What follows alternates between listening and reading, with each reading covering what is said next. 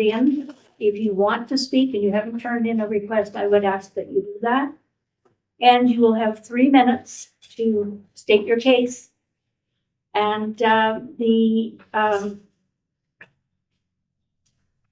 comments as a whole are to be given to the board, not to the audience. So when you're speaking to us. We won't be taking any action on your comments this evening. And we would ask that you state your name loudly. So because our system isn't working quite right, I'd appreciate that. So who's first? Penny Brock. I'm speaking as a citizen. There's some things that have happened. I did request some of these be put on the agenda, but they didn't make it. So I felt y'all need to be updated on, is this working? Okay, I'll just talk loudly. On our South Valleys Park situation, as you know, they're supposed to move ahead with starting work on that, but we don't know because that is being funded by the ARPA or COVID funding. Even our state legislators don't know if that funding might cease and be what's called clawed back. So just be aware, we don't know.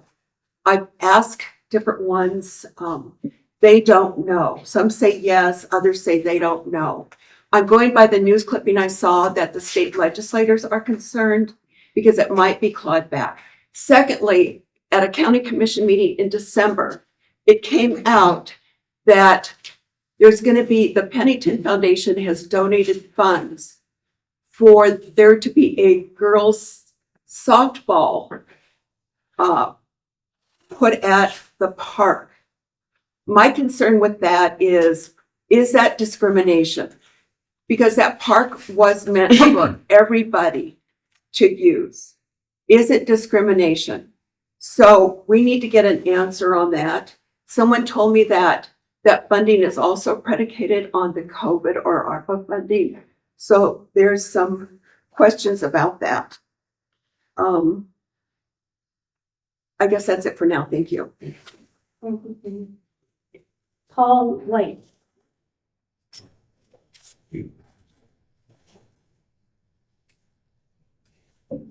My name is Paul White. My organization is educationcrusade.com or .org rather. Got cards at the back if you want to get in touch. Just want to come and tell you, I don't know if any of you read the Nevada Globe, their opinion page. They've got one out running about draining the swamp in Reno. And all I can tell you is if you're not down there in the middle of it every day, and most of us aren't or can't afford to be, it's beyond anything you could imagine. And whether that's what's been going on in the library downtown, which was on the front page of the Gazette Journal about a week or two ago, whether it's a police chief and a new superintendent of schools who are basically missing in action, you can't find them anywhere, you can't hear them say anything, no plans.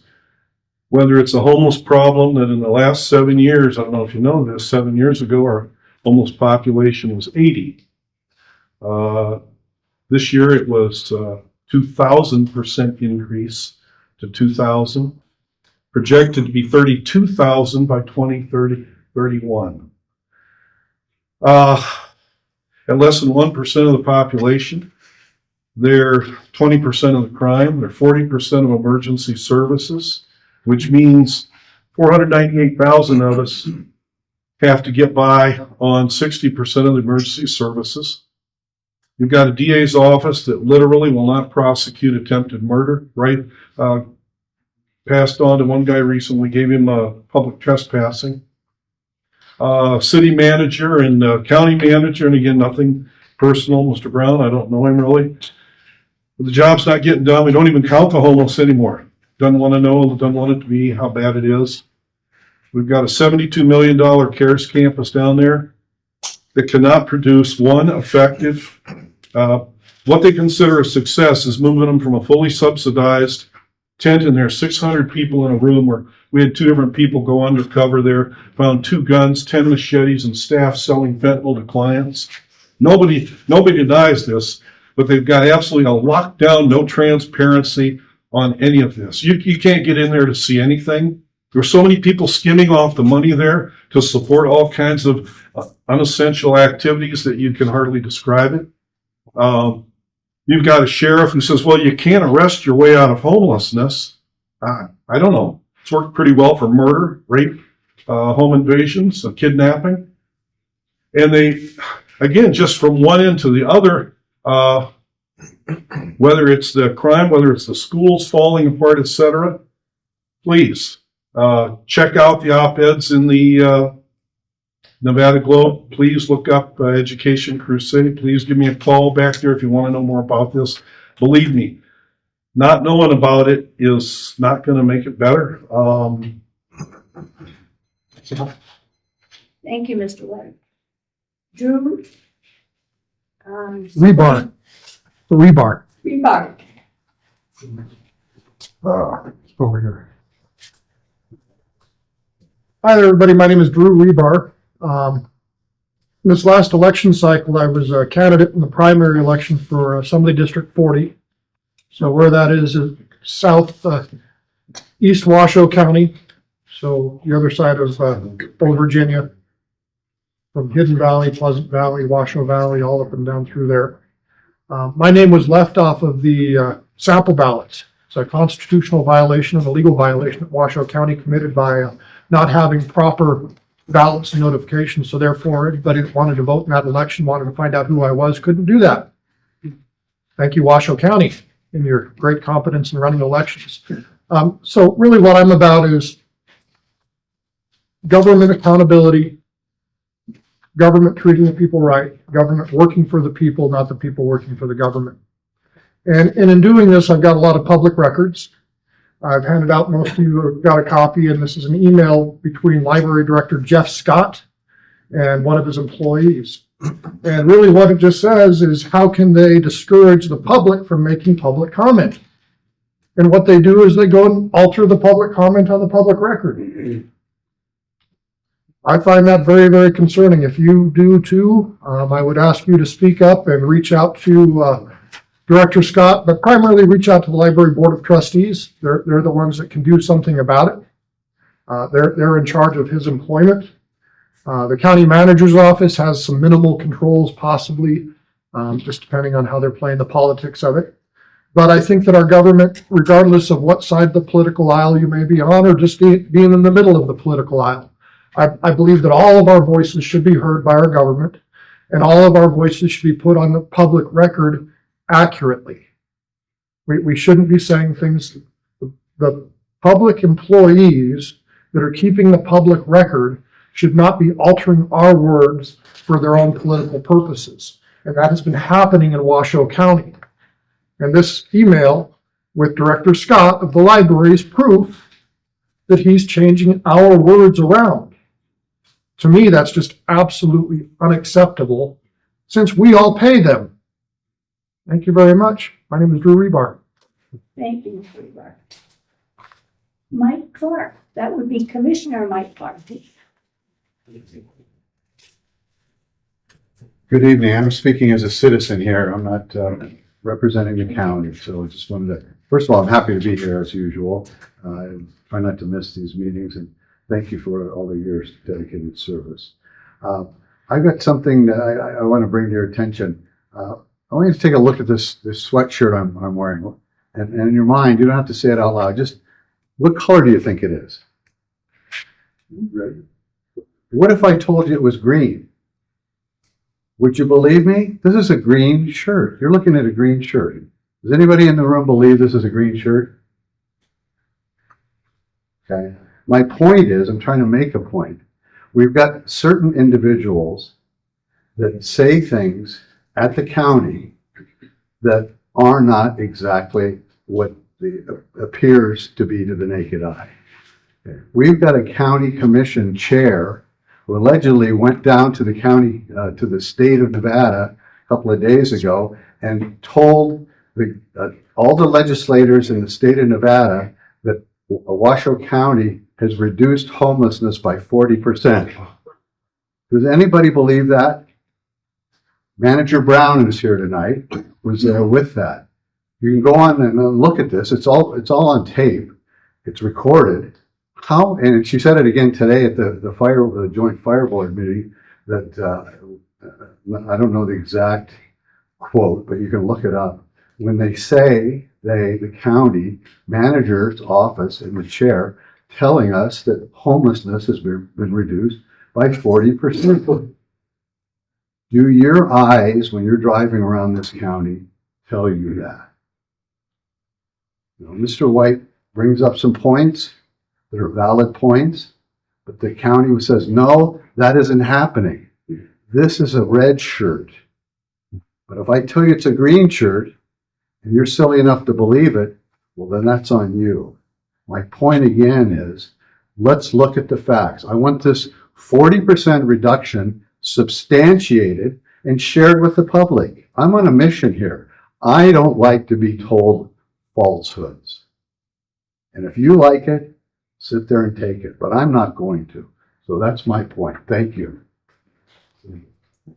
Does anyone else wish to speak? I have no more requests to speak, but I'll throw it out there. You'll have another opportunity at the end of the meeting, and you may generate some thought at that time. So we're going to move along to approval of the minutes for the meeting of December the 5th, 2024. They seem fine. Should I make a motion? Please, I so moved that we approved it. do I have a second? I second. So it's- Or after the record. Second the motion. Okay. You good? Brad, that Yes, Brad. Yes. Brad approved the minutes and vote seconded. Exactly. And so now we're going to vote. All in favor? Aye. Aye. Any nays? All right, motion passes. Next on in the agenda that I'm looking at says public safety update. And that would be comments from Truckee Meadows Fire for the Washoe County Sheriff's Office. So, who do we have there?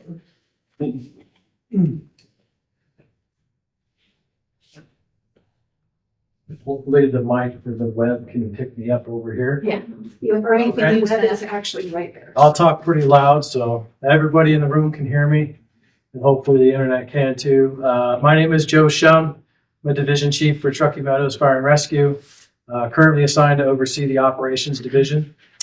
So each time we come to a cab, we come with some data and statistics.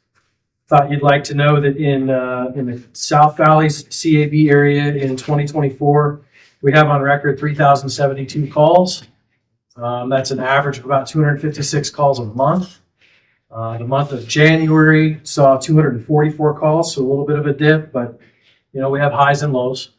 We had 3 fires down here, nothing large or substantial. Medical calls and motor vehicle accidents, we had 145. We had a hazardous materials incident. It was minor and mitigated, a gas leak. Then we had 64 good intent calls, and then another 30 assists or false calls. Nothing was there for us to handle when we got there. So our crews are keeping plenty busy. I'd like to report that we had 5 folks graduate our latest academy on January 31st. They graduated to Carson City Regional Academy. That was a joint effort between 7 different fire departments in the region. They are getting further training here at Truckee Meadows to learn how to drive our big water trucks, so that when they hit the floor and go out into the stations on the 24th of this month, they will be certified to drive those vehicles as well. Some of those positions were hired in anticipation of retirements. As everyone knows, Chief Moore has retired. The national search is on. The consultant that was hired to find the next chief for Truckee Meadows is doing their work, and you should see movement on that here soon. We also had a retiree, a battalion chief retired, and we're anticipating a few more this year. So trying to stay ahead of the curve. Takes about 6 months to get folks trained up, and those 5 new folks are certainly going to help that. As we know, the weather outside, it's raining, snowing. We're anticipating mud problems. The Davis burn scar, the Callahan burn scar, and then any of our normal low-lying areas tend to be kind of a problem areas. There's a lot of private roads out here, dirt roads and whatnot. So just be heads up. What we ask the public to do is if you see a flooded intersection, please don't drive through it. You don't know what's under that or what is no longer under that. And we don't want you to become part of the puddle if it is. So, please be safe in the weather out there. Ice, snow, rain, whatever it is. That's what I have. Any questions? Yes, sir. Is 5 graduates, is that an adequate, average, exceptional number? So we started with 6. We graduated 5. One person didn't make it. That happens.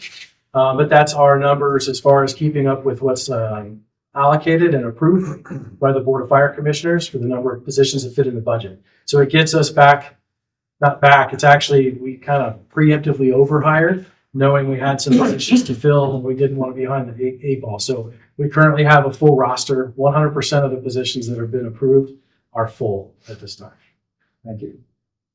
Anyone else?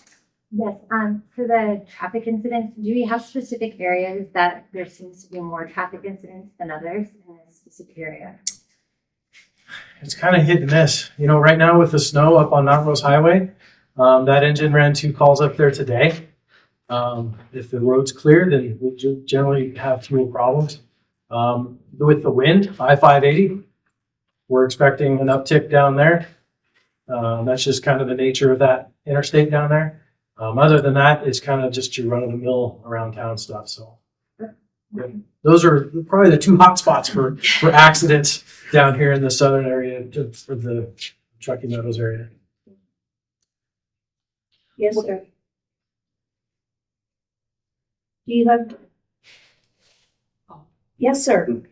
We love the work Truckee Meadows does and the work Sparks does. I'd be interested in your thoughts if you guys have ever thought about contacting Reno Fire.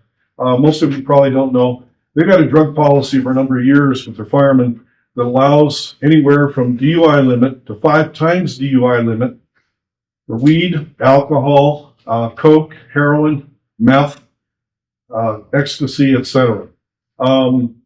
They've obviously got a union that's got a vice grip on city council for whatever reason. But I know Truckee Meadows, that would not be your drug policy. I know it would not be Sparks, and I wondered, would it ever do any good to talk to him? I asked Chief Cochran several years ago. He was going to address it. Never words come out of his mouth. We went to every station in Reno and talked to the captain of every station and what they thought about it. And pretty much it was shrugged their shoulders. Well, it's never been a problem. To allow 5 times the legal marijuana limit or heroin and still operate machinery. But I guess my question would be, would you all ever, or have you ever tried talking to them about it? It would be remiss of me to comment on their drug policies and their enforcement of such as a separate entity and what they're responsible for to their citizens. I can say that Truckee Meadows abides by a 0 tolerance policy. So that's what we follow. But you have heard about what I'm speaking about. I've heard rumors of it. I've never seen it. It's online. It's online. Sir, could you state your name, please? Paul White. Thank you. Mhm. Yes, Penny.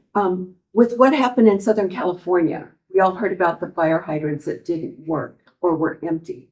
So my question is, and I know your county, do you know if there's a policy that the county, Reno, Sparks Fire Departments go out and test the fire hydrants in the neighborhoods? So the water system is predominantly run by the cooperative agreement with Truckee Meadows Water Authority. That's most of the hydrants and water in the area. There are a few other smaller water purveyors.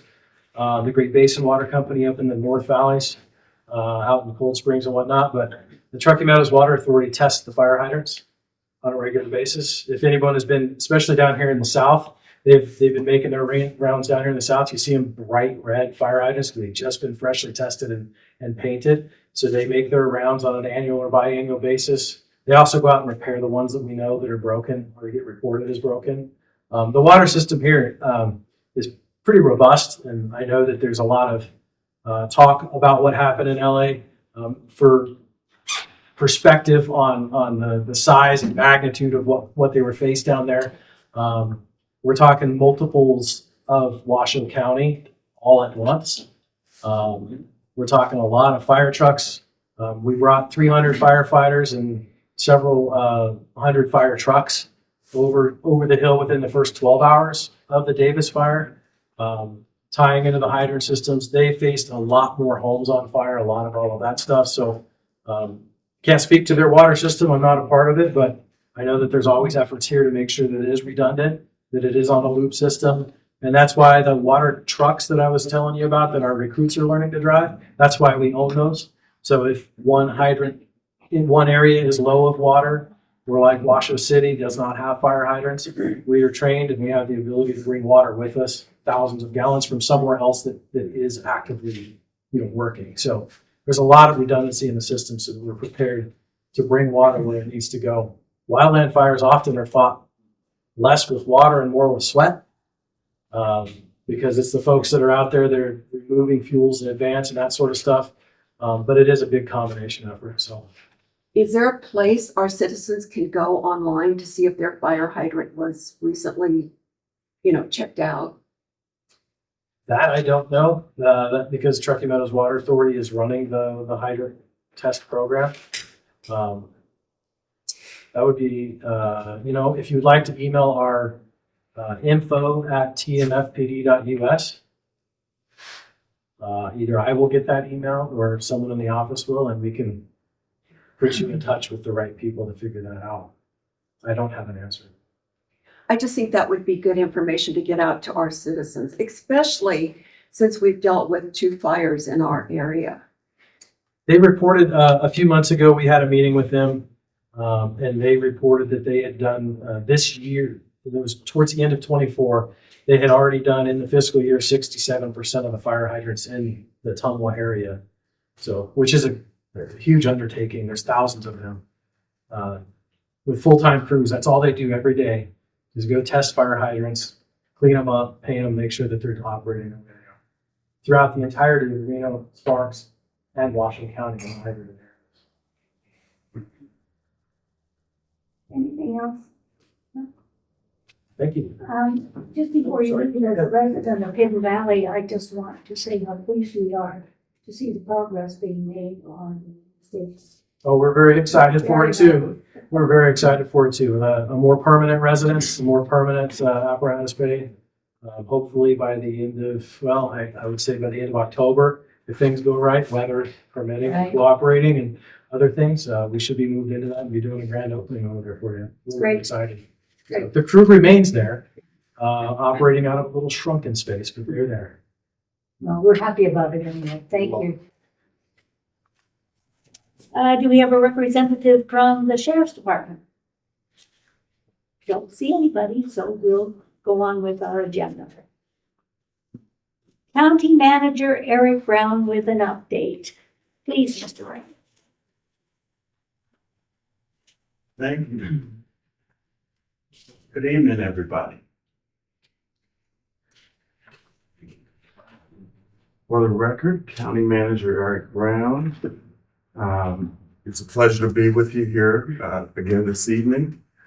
This is kind of the annual review of county accomplishments. Those of you who have seen me here before this time of year, I generally go to all the cabs and give them an update on the accomplishments that have been reported to the Board of County Commissioners. This was done initially in December, but also reviewed more recently in our strategic plan workshop that took place last week. The accomplishments are based on directives given to staff by the county commissioners. They are generally tied to the strategic plan. Washoe County operates on a rolling strategic plan process. We just had the annual workshop on January 28th. That workshop gives the county commission a chance to get an update on progress against the priorities that they gave direction to pursue last year. How have we done against those? And then based on topics that have been raised through the commission or through the community, they are able to give direction on perhaps new priorities for the next year. So when I go through these, that's where these initiatives came from. If I could have the next slide. So 2025, as we look forward, is going to be a year of following through on priorities that span multiple years. Last year, the commission gave us the charge to really look at prioritizing services for our seniors, for mental health, and for infrastructure in our community. And those, among other things, have been things we've been focused on. They're all multi-year kinds of things, as you'll see in a minute. But we know as we look towards our 5-year forecast, the county not only budgets on an annual basis, it looks 5 years down the road. There are some financial headwinds down the road in years 3, 4, and 5 that we need to prepare for. They are primarily around the flattening of C-tax, consolidated taxes, which are our second largest revenue stream after property tax in Washoe County. And it's possible that there could be an upward trend in the trajectory of C-taxes, but if that doesn't happen, we're preparing for the worst. So budget season just kicked off earlier this week. I had a meeting with the 24 department heads. We reviewed the financial forecast, the 5-year forecast.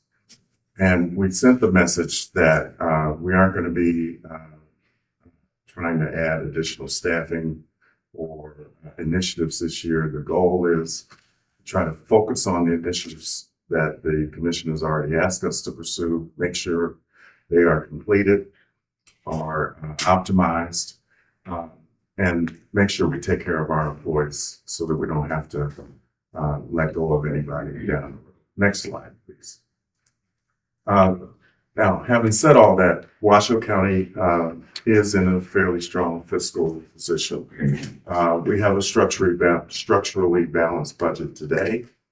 Moody's actually just increased our sales tax bond ratings, which is a very positive development. Our audits have been clean, but again, that reflects the picture today in 2025, 2026. We're preparing for the future when I share the concerns that I've just done. We did get unanimous board approval for collective bargaining agreements with all our employee associations. For the first time ever, we have 4-year agreements. Usually we have 2 or 3-year agreements. This is important for us from a financial perspective because it gives us a clear view of what our largest expense category is going to look like over the next 4 years. So it gives us some certainty about what that will be. If you talk to my counterparts in Reno and Sparks, they're not in the same place. So very positive development. We did get the GFOA, Distinguished Budget Award. That's something that our finance group has gotten on a consistent basis. You all are aware that the county, the state, and the counties have been awarded opioid funding from the settlements that have been taking place, and there are more in the offing.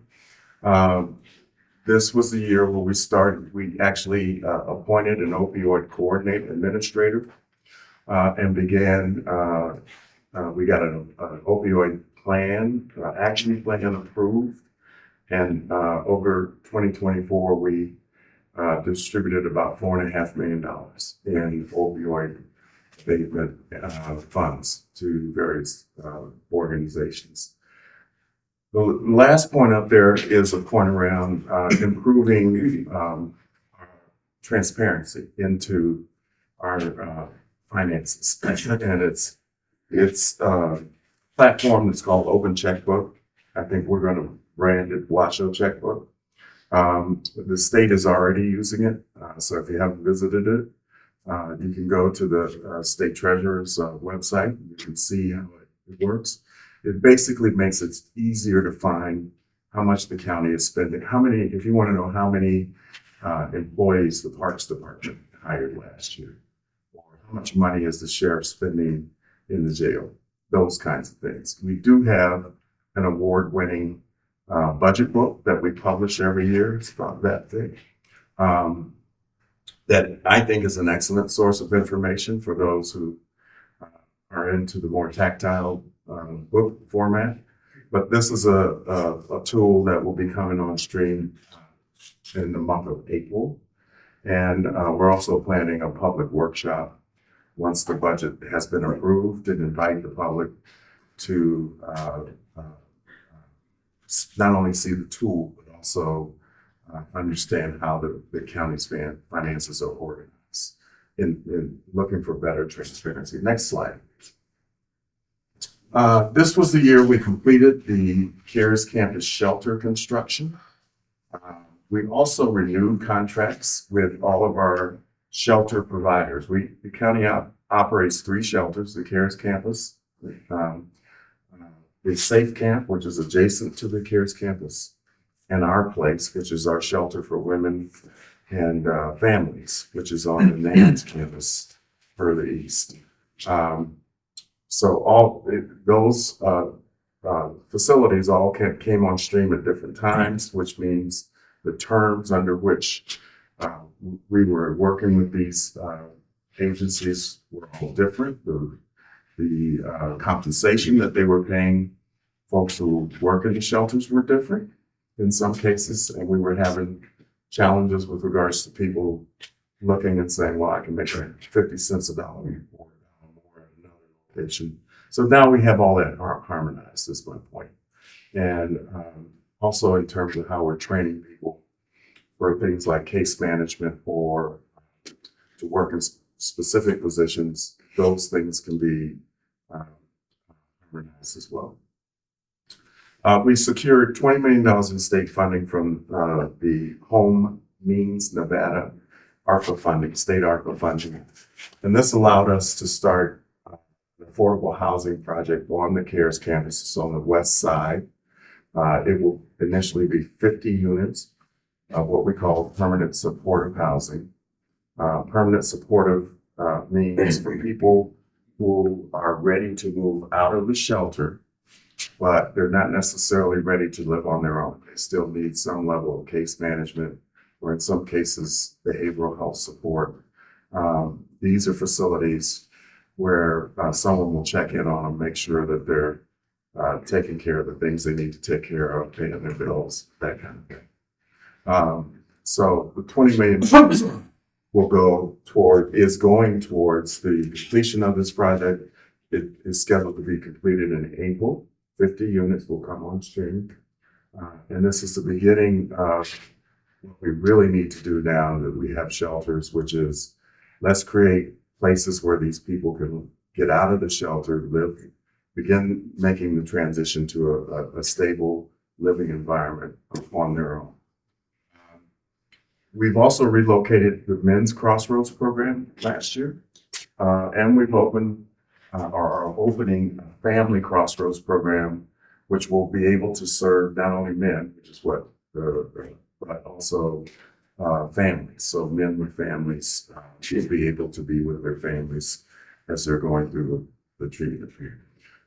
The last point up there is the sequential intercept behavioral health model. It's a lot of big words that basically means this is a strategy that was initiated by the city of Miami to very successfully begin to treat people that are incarcerated for their mental health issues while they're still incarcerated. You know, the traditional wisdom is you don't treat people for recovery for mental health issues in a jail or in a prison. That's great, but if you don't have another facility, which is the situation we have here in Northern Nevada, this is a process that allows us to begin selecting people who we think have an opportunity for recovery. Kudos to the sheriff; he has dedicated a wing of the jail so that these people receive treatments, and that just opened in October. So it's still very early. but the initial, I was just there last week, taking a tour of it. The initial results are actually outstanding. And to the point where when I was in the Capitol earlier this week, there was a lot of excitement about what Washoe County is doing in this area, and to the extent of trying to identify funding sources. This is being funded by a short-term grant through the state. How do we, now that we figured out that it works, how do we make sure that we can continue it going forward? Next slide, please.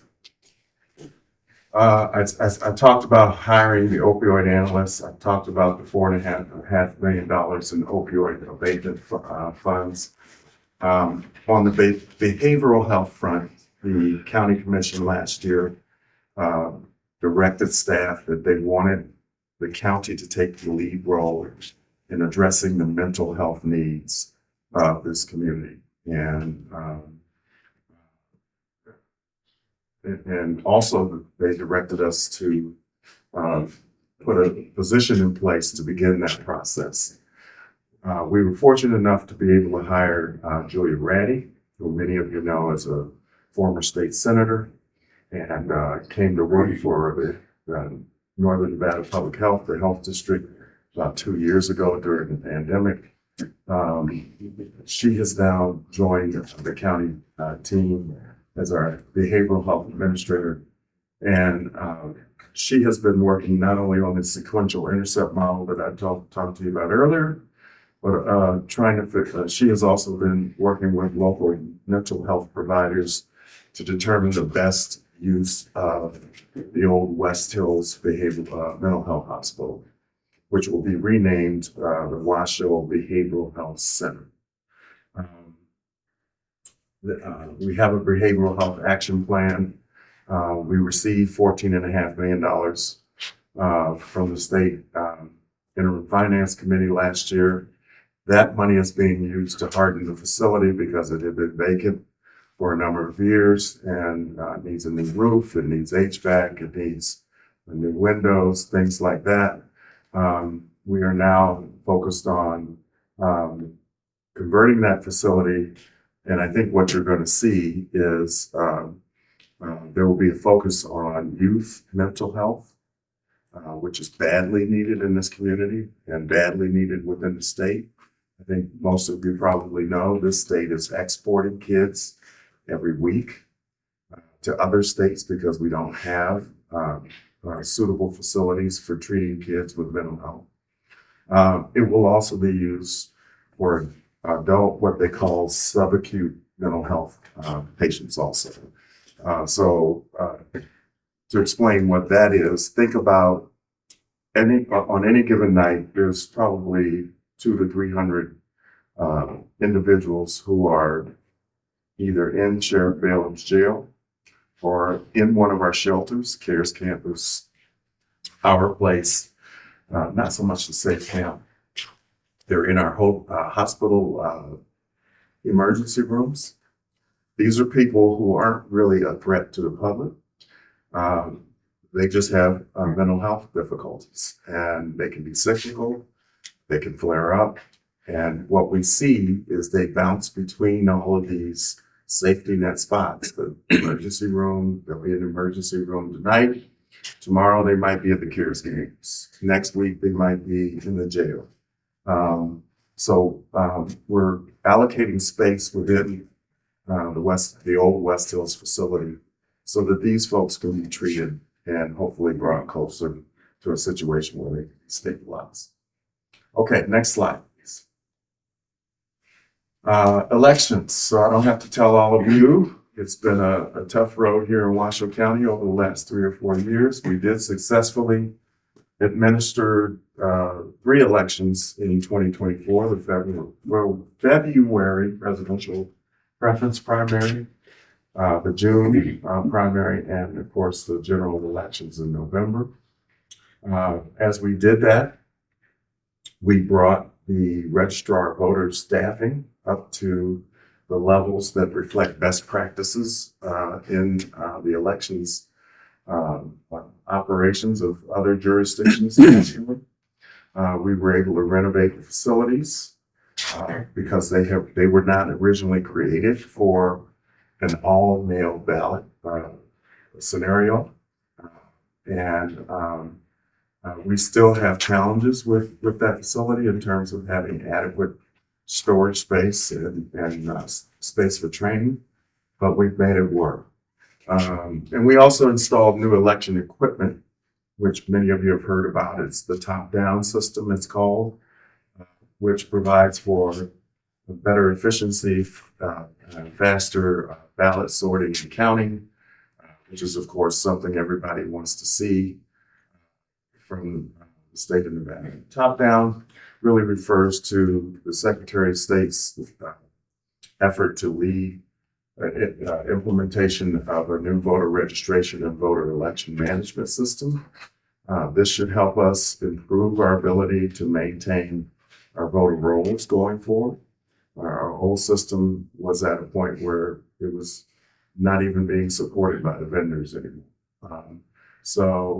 All 17, as a result of this implementation this year, all 17 counties are now on the same voter registration and election management system, which, as you can imagine, presents some real opportunities in terms of how we train our elections folks, how we troubleshoot issues that might come up, and how we develop best practices within the state of Nevada as to how we maintain the voter rolls, how we conduct elections on election day, count ballots, and the like. We've also successfully completed a recruitment for a new ROV that is on the agenda for the BCC on Tuesday. Next slide, please. All right. Innovative services. So a regional computer-aided dispatch. This is a carryover. We've been working on this for about a year. It is scheduled to be completed in September of this year, so this fall. For those of you who are not familiar with it, for the first time, the region has come together to adopt a common platform for Truckee Meadows Fire, Reno Fire, Sparks Fire, RIMSA, to all be on the same dispatch platform, the same software that basically allows them to route, to respond to calls based on the closest unit to where the incident occurs. Right now, we're all on separate systems. They don't talk to each other. So the dispatcher in Sparks has no idea where the nearest Truckee Meadows ambulance or fire engine is. This will do away with that. And dramatic improvements in response times. We're already seeing this as we start to harmonize how we respond to calls because we were all doing it differently. It's forcing us also to make sure that we're reporting our results in the same fashion. Right now, we don't do that. Sparks compiles its data and labels its things differently than Truckee Meadows does, than does Reno Fire. This is giving rise to a lot of discussion around fire consolidation or regionalization, depending on. And as you all know, there was a concurrent meeting this morning where that was a topic of discussion. The county manager, the managers, city and county managers were directed to work with the chiefs and come back to the councils and the commissions within 30 days with some recommendations on how to proceed. The next bullet point, I just want to point out that we have been using technology to try to make it easier for our citizens to communicate with us or access information. And examples are the Development Hub, as you all know. Here at the CAB meetings, we have on the agenda an item where we look at an update on the hub and what development activities are occurring in your communities. Anybody can sign up to receive notifications within your district Or if you want to receive notifications from other districts or all of them, we have people that do that. Point is, it's access to information about what's going on from a development standpoint. And it also gives you an opportunity to provide input to what you're seeing in terms of development proposals. And that input does get shared with the Planning Commission and with the Board of Adjustments, et cetera. E-comment is our tool that allows individuals who cannot make it down to chambers for a Board of County Commission meeting, but they want to make a comment on an agenda item. E-comment allows you to do that, and these comments are provided to the commission based on the commenters in their districts. We have virtual access for our community members in Incline Village and Gerlach. That was not the case in the past. And from a language access standpoint, we have launched a new tool called Wordly AI. This is a language translation tool. If you are hearing impaired, maybe English is not your first language, this is a tool. It's actually an app that you can download on your phone. And for county meetings, or at least for BCC meetings, you can log in and you can read what the discussion is taking place. In the chambers, if you haven't been there recently, there's a monitor dedicated to Wordly AI, and it has been very popular, again, with folks who are hearing impaired or speak other languages. Next slide. All right, so this is just a slide to say we, as county staff, deal with a lot of different jurisdictions and agencies, and a large part of my job as a county manager is working across the county, both in terms of public agencies and private entities, to make sure that they're aware of what the county's priorities are, what our challenges are, and vice versa. And also to make sure we don't duplicate efforts, hopefully, and that we are sharing resources to affect the best outcomes. Next slide.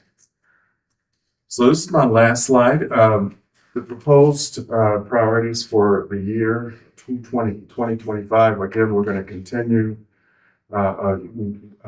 It has been clearly decided we will be continuing the CAB program. So for those who were concerned that they may go away, not quite sure why that was a concern, because from my standpoint and of my team, there was never any doubt that the commission wanted to retain the cabs, but somehow that got into the discourse. They're going to stay.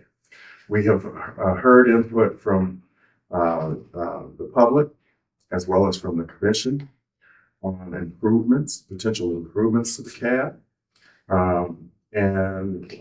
So now at this point, the attorneys are working on cleaning up the cab ordinances, which date back over a decade.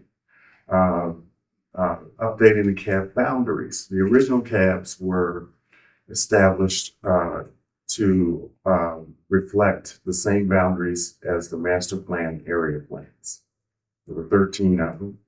Over the years, we now have 8 cabs in existence, and the boundaries are different than the area plans. So our GIS group and our attorneys are in the process of going through that to update the CAB maps. You will see that going forward, the frequency of the CAB meetings will be determined by the commissioner and the CAB chair. But this is not something that the county manager or the county manager's office gets involved in. Okay, you want to meet once a month, you meet once a month. You want to meet once a quarter or every other month, have at it. It's really up to the commissioner and the CAB to figure out what's in the best interest of the community. In terms of how the topics are derived for the CAB, same thing. Staff can certainly be helpful in securing speakers and the like. But that's really something that we see as should be worked out between the commissioners and the CAB chairs and the members of the CAB. I talked about the CAD implementation already, so I won't talk about that anymore. Talk about West Hills.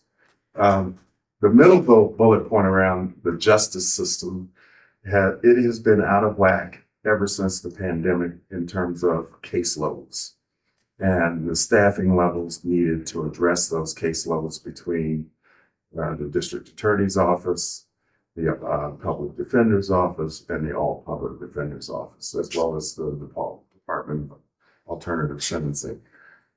If you go hire 10 new attorneys in the DA's office and you don't make any adjustments in the other pieces of the chain, it causes problems. And we did that, unfortunately, during the pandemic. So we're going to be doing a workflow study to take a look at how that should be recalibrated. And that should help us much more efficiently operate our social justice system. Emergency evacuation plans. This was a topic that was also reviewed this morning at the concurrent meeting. Those of you who come to CAB meetings know Kelly Echeverria. She is our emergency manager. You should know, I keep reminding people, we're one of Washoe County Emergency Management is one of about 30 counties, county emergency management organizations in the nation. There are over 3,000 counties in the nation. We're one of 30 that are accredited. And in order to be accredited, you have to be serious and dedicated in training, constantly reevaluation, constantly updating plans for various aspects of emergency management. This year, we're going to try to tackle updating the county's emergency evacuation plans. There are probably half dozen, maybe 8 regions of the county where those plans haven't been updated for 5 or 10 years. The technology, by the way, that is available to help do that analysis and updating those plans has greatly changed, greatly improved. So you'll be hearing more about that as we get into the year, but that is another priority. Public-private partnerships, I'll just say, we're going to be working with, we're already in discussions with developers to look at using some of the vacant lands that the county owns. I think we have 12 parcels, for instance, up in Panther Valley that probably were originally earmarked for Jan Evans or maybe a car or something.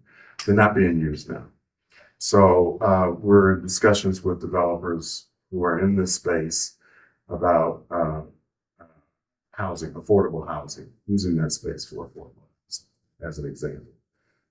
This is likely going to mean long-term leases and some arrangement where the county generates revenue on the activities that the developer puts in place. This is also, and this is grossly oversimplified, but this is also the strategy that we're looking at in terms of how we might be able to redo our courthouse downtown. Okay, so if you look at the courthouse itself, the parking lot that's across the street, maybe even 350 South Center where HSA, we have county employees in there. There's a parking lot there also. If you put all those assets that the county owns in a basket and you go shop them and say, bring us the solution that allows us to meet our courthouse needs and meet our office space needs, but also provide economic development activity for downtown. That's what we mean by public-private partnerships. We plan to work with EDON as well as others. The judges have already hired a firm called Relevant and done a preliminary study for the courthouse itself. And then last but not least, we're going to be updating the FEMA floodplain designations. You may have heard about that already. The first community within the county for that is Lemon Valley. But here again, there's probably another 7 or 8 communities around Washoe County that we will be doing the same. Okay. That's all I got for you. I will be happy to take questions. Yes, sir.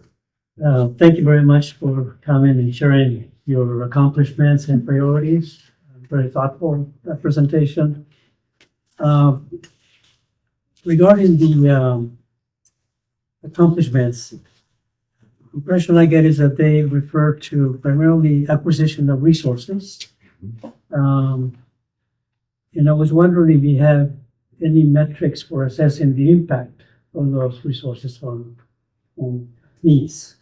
That's an excellent question. So the county received about $91 million in ARPA money from the Treasury, and that money came with the requirement to do stringent oversight and accountability of what the outcomes are for the monies being spent.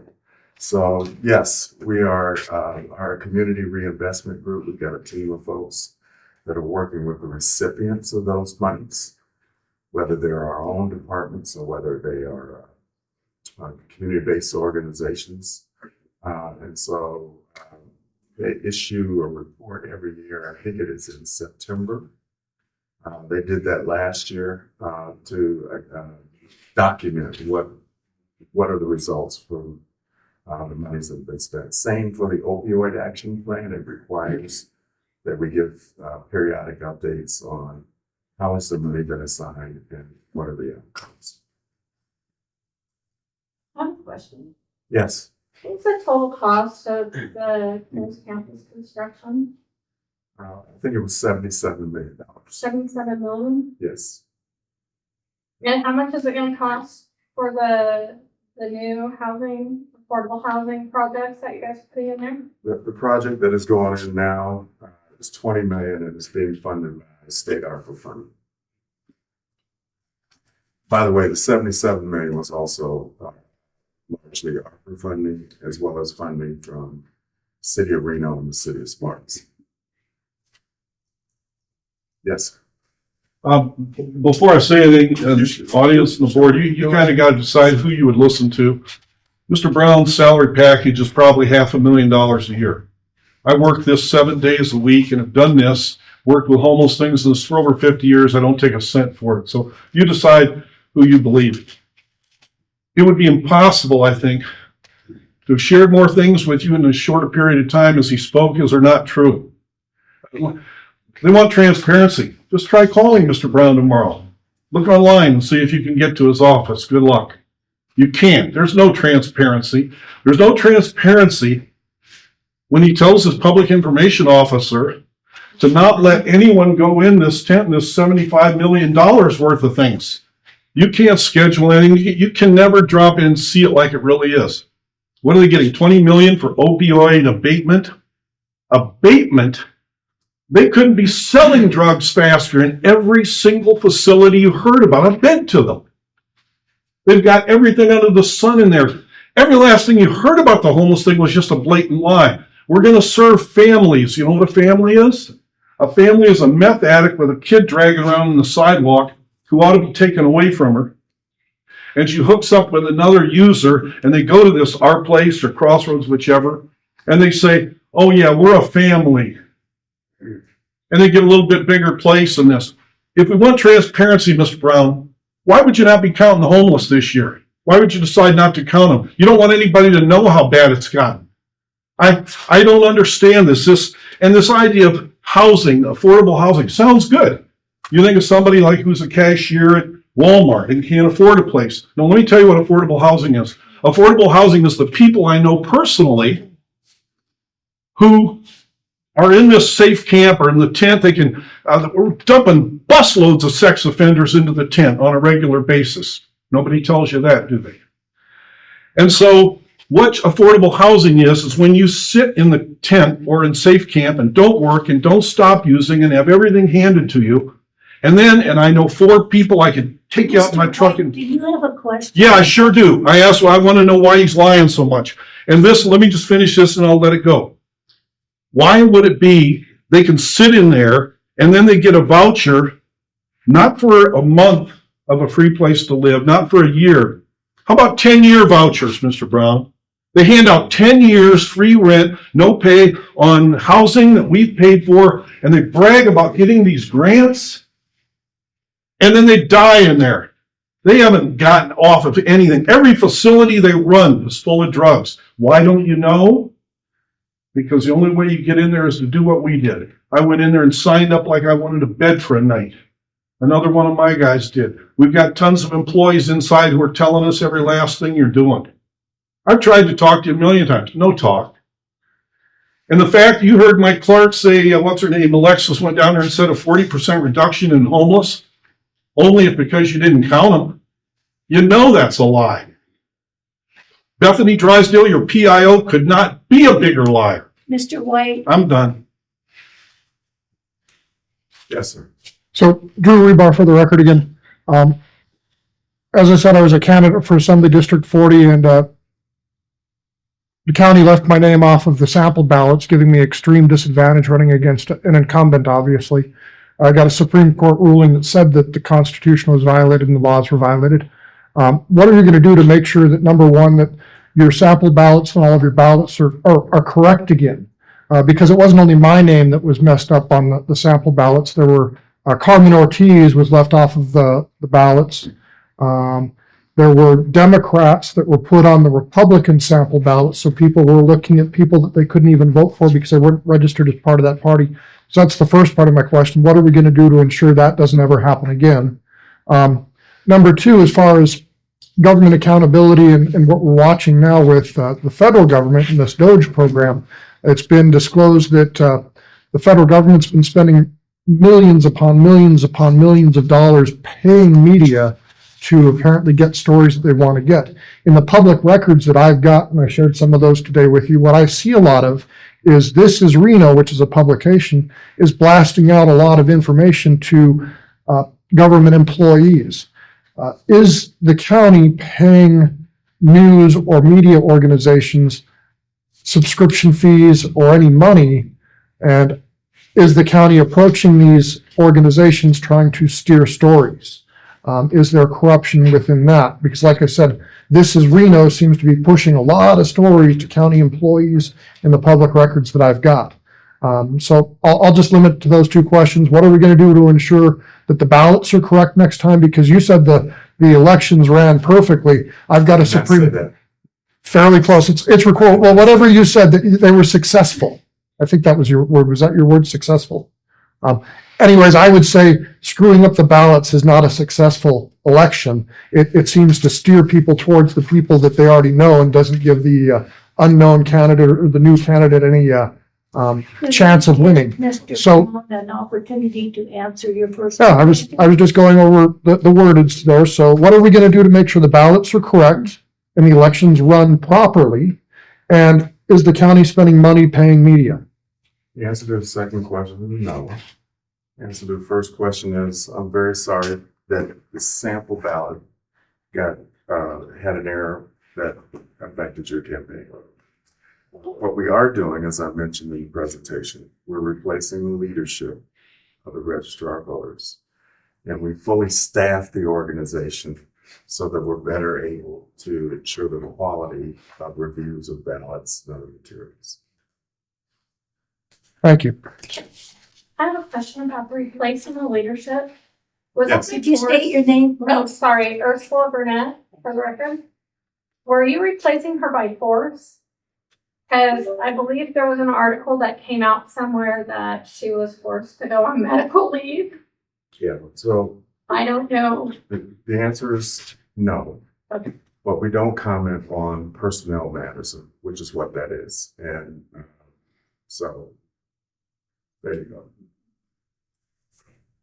Any other questions? And by the way, anybody can take a tour of the CARES campus. You just need to go through the process. That's an absolute lie. And I've called her repeatedly. She says I can't do it.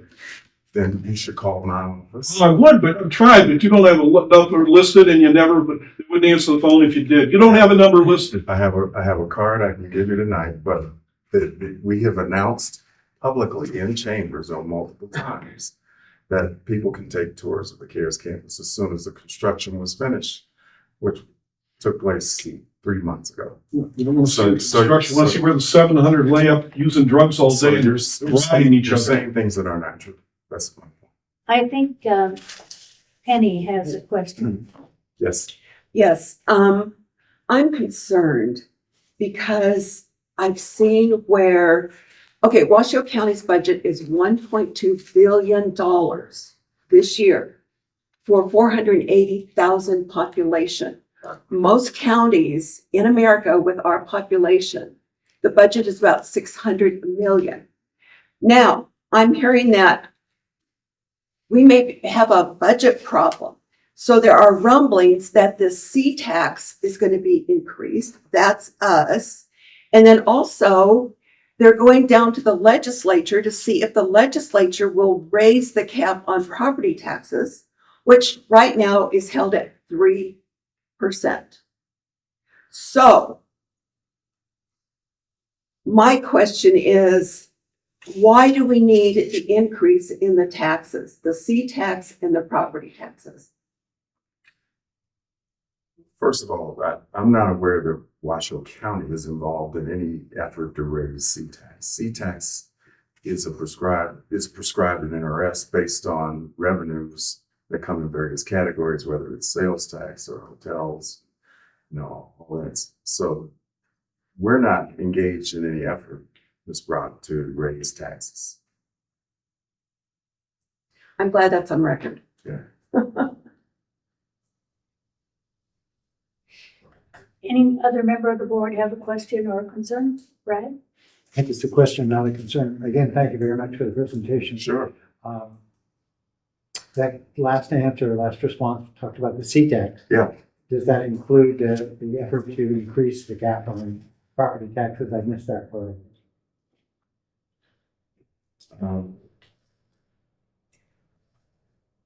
Again, the county isn't engaged in any effort to increase the cap. That doesn't mean that other counties and NATO, which represents all the Nevada counties, I can't speak to that. But yes, there are a lot of folks in not just county governments, but municipal governments who are unhappy with, who feel like there needs to be property tax reform. Let's put it that way. But that's not something, and if you want to know what legislation the county is engaged on, it is now an agendized item in every BCC meeting, starting in January, so starting next month. So we go through, and our government affairs liaison, Cadence Matijevich, goes through with the commission in public. Here are the items that we feel might impact the county, and there could be discussion, and then the commission comes to a decision on whether they want to take any action, either support or against, or no action at all.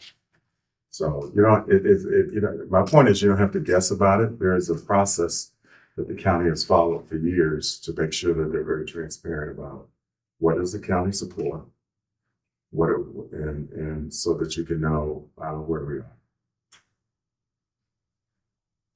Yeah.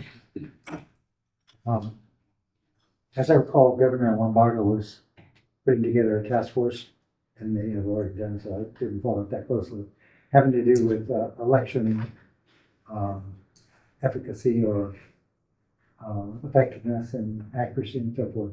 Is the county working with that commission, or will it when it comes into being? We will, but my understanding is that task force will come forward with its findings, and that they will be offered through the Secretary of State's office, which is he's the chief elections officer, and that's how the engagement will occur. But that hasn't happened yet, to my knowledge. One more. Okay.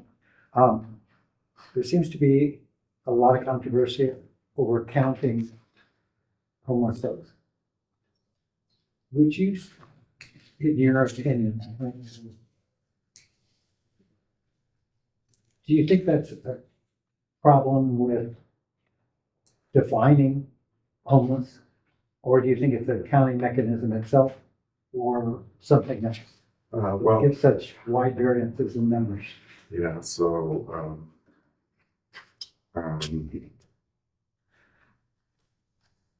the federal government requires that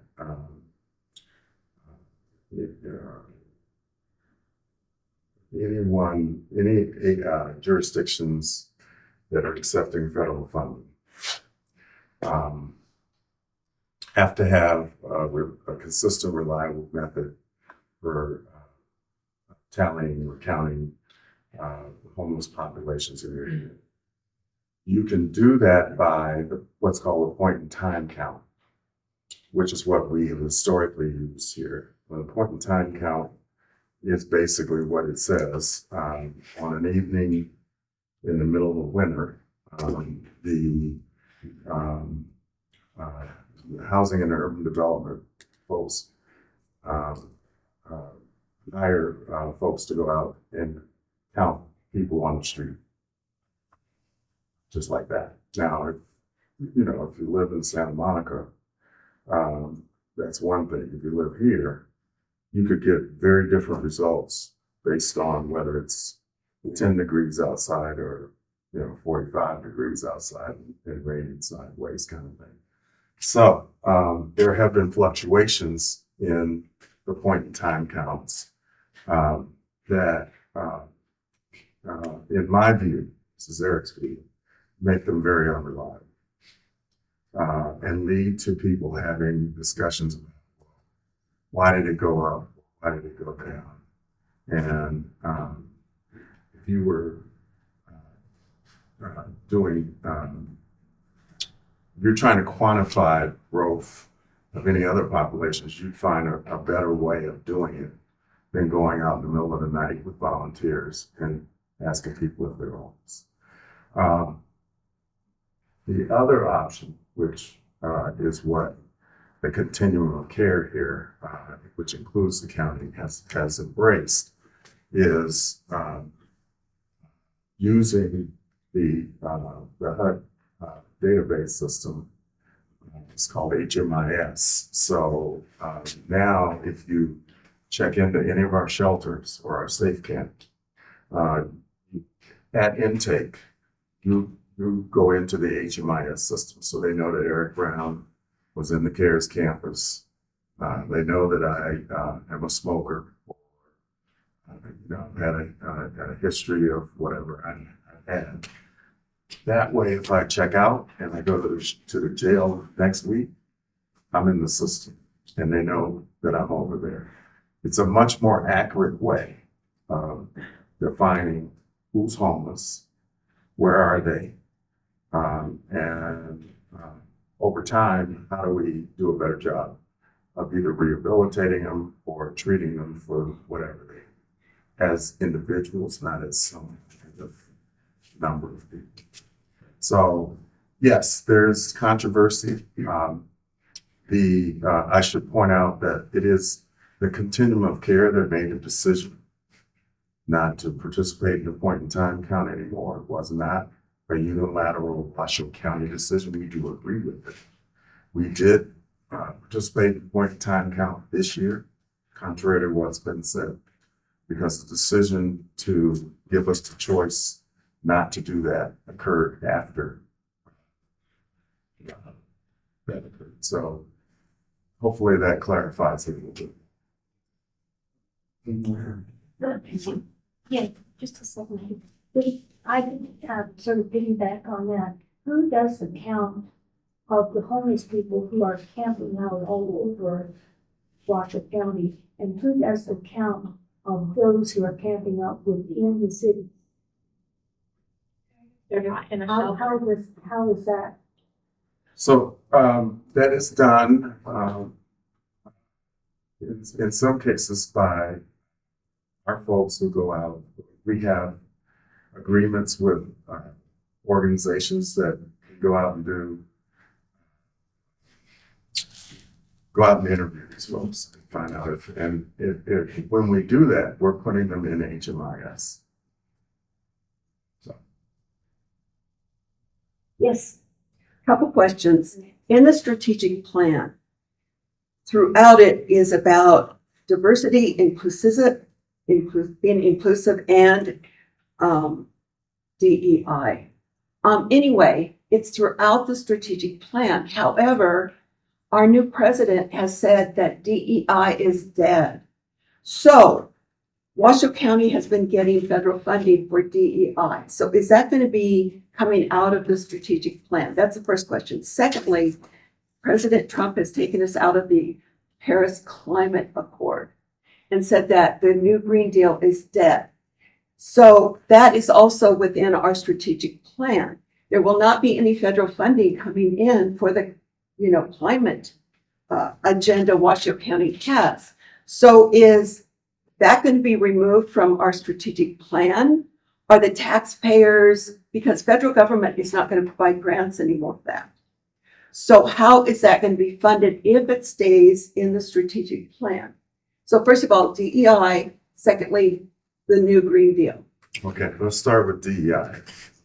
If you look at what Washoe County is doing around equity and inclusion, there really are two things. One, we are guilty of some Title II and some Title VI compliance violations. Those have to do with American with Disabilities Act violations. Our facilities have not been constructed or reconfigured to be friendly to folks who are in wheelchairs or have other modes of transportation or getting around. And so that is the first initiative that we've been working on getting taken care of. And the second one is the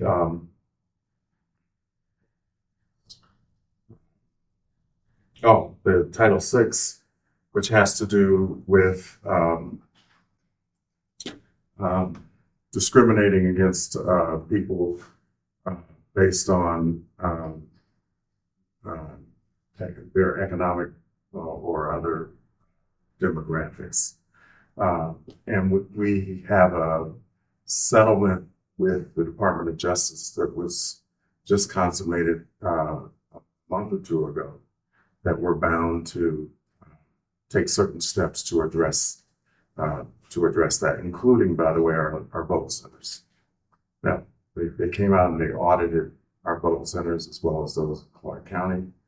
And they found that even though, as you know, many of our vote centers are in schools and libraries, which you would think are already ADA compliant, ours were not.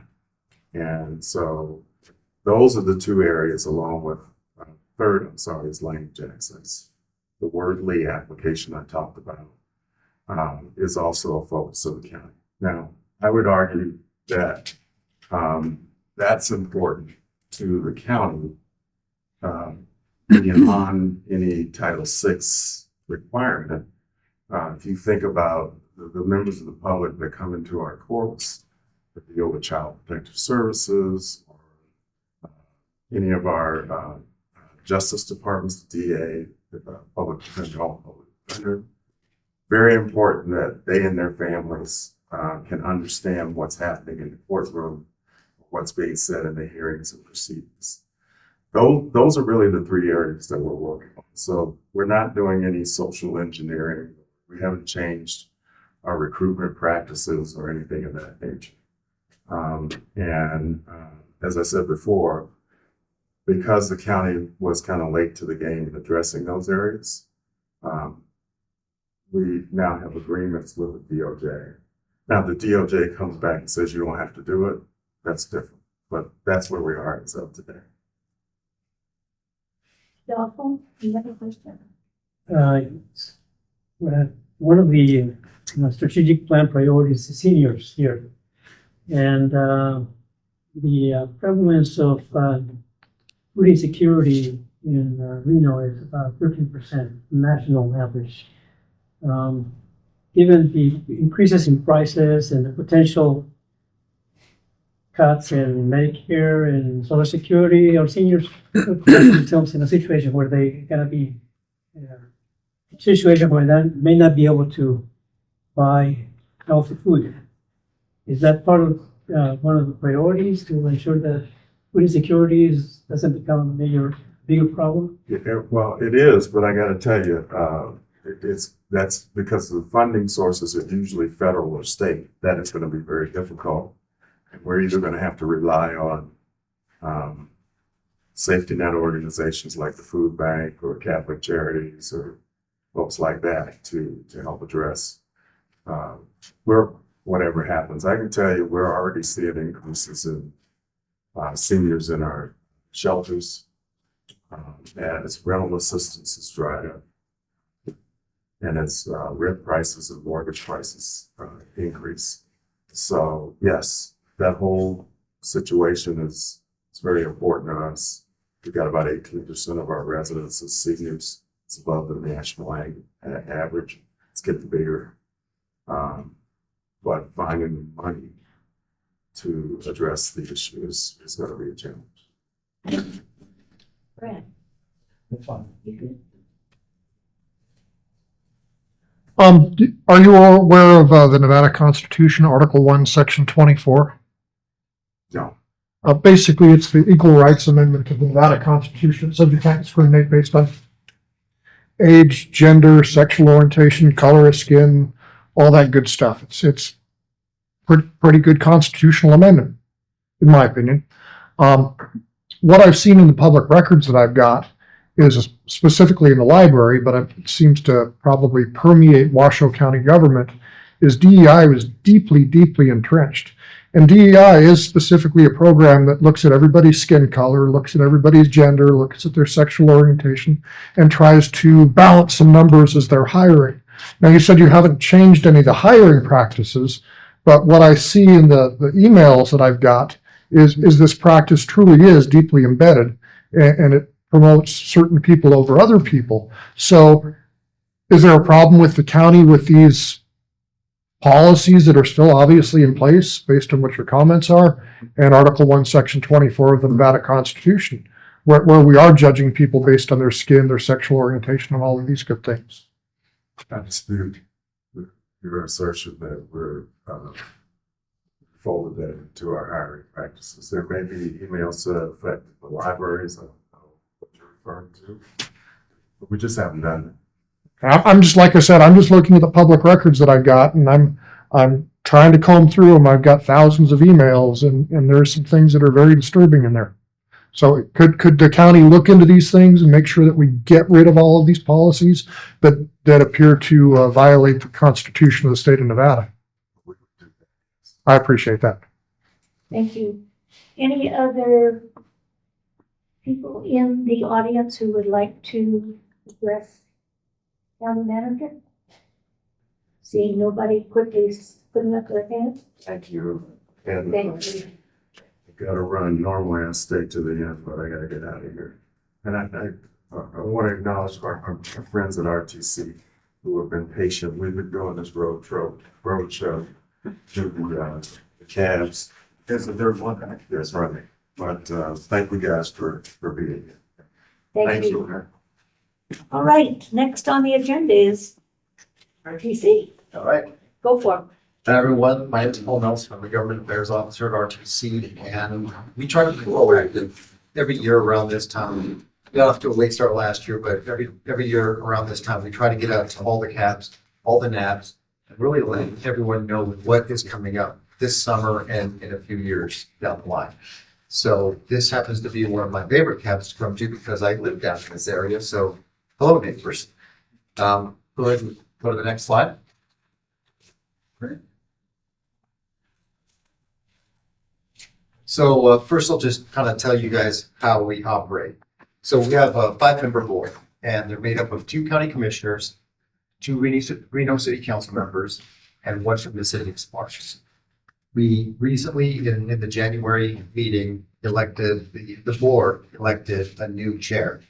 And we do this every 2 years and it rotates. So 1 year, previously it was Mayor Ed Lawson was our chair.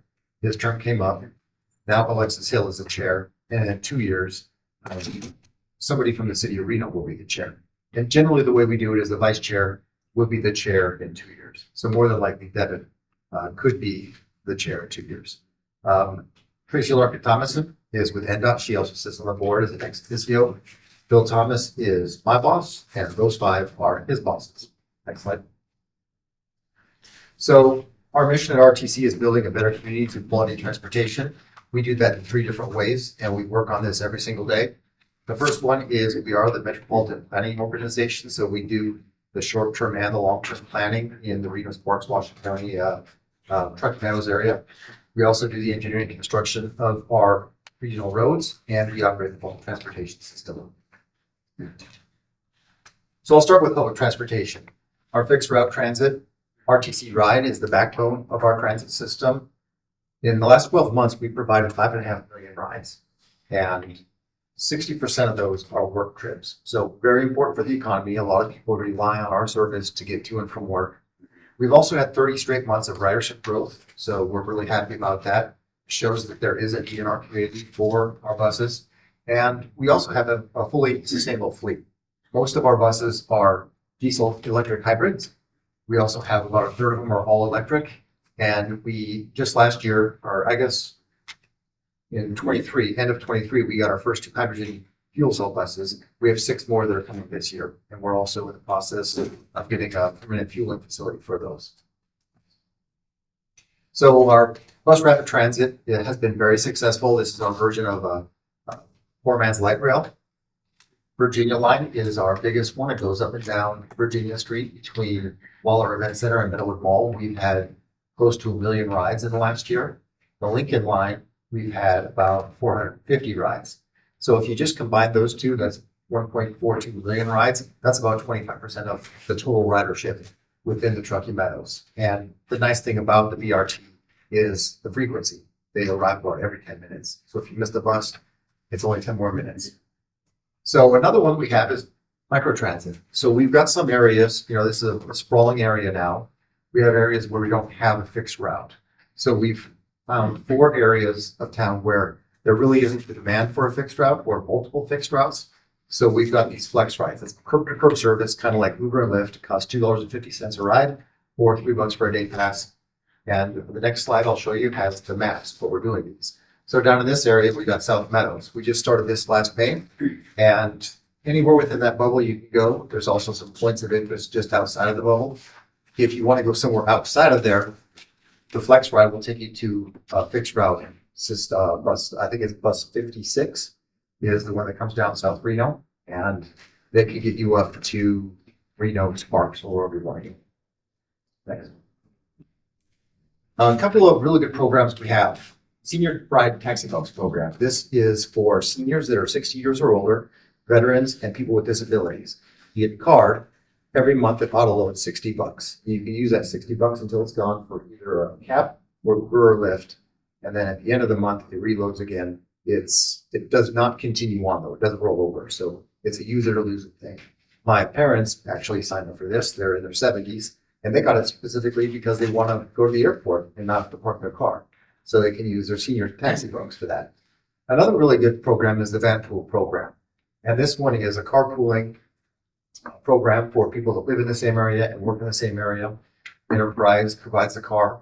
RTC provides a subsidy. The employer can provide a subsidy. And it can be anywhere from 5 to 15 people. And it's really important in this region because we've got people that are working so far away. The Tahoe Reno Industrial Center, Carson City, Lake Tahoe, Susanville. So we've got 340 vans in our fleet, and that's top 10 in the nation. Right now, I think we're number 6. And in 2024, that saved more than 20 million miles traveled just in our region. So the next step for public transportation is cashless pay. A lot of people don't carry cash anymore. They want to pay on their phone. They can go to kiosks.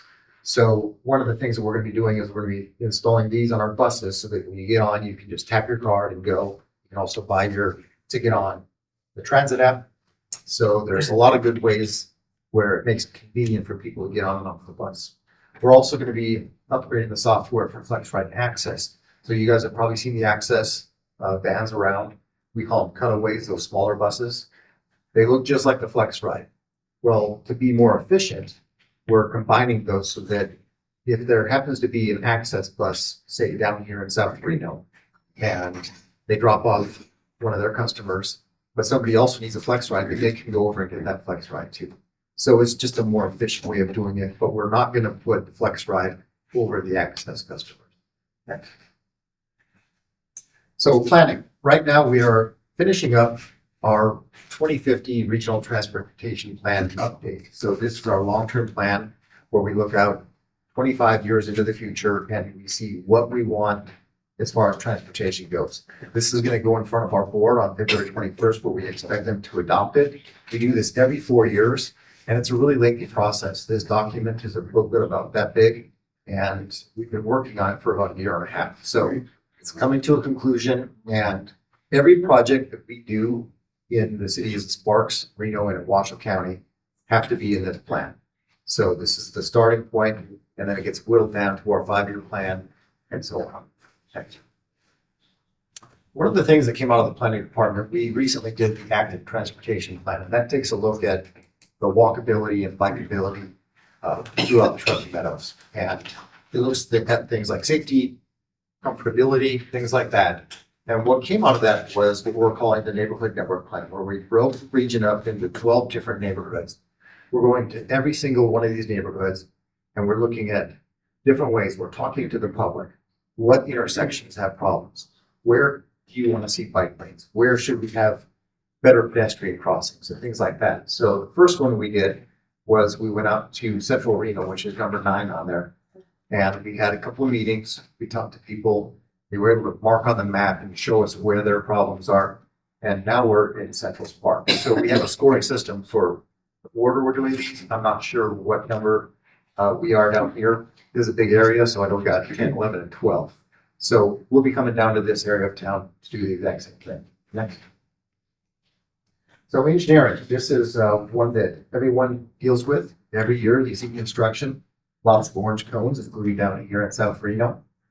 In 2024, we invested more than $81 million in construction projects, and that directly impacts the economy, providing 2,600 jobs. Next.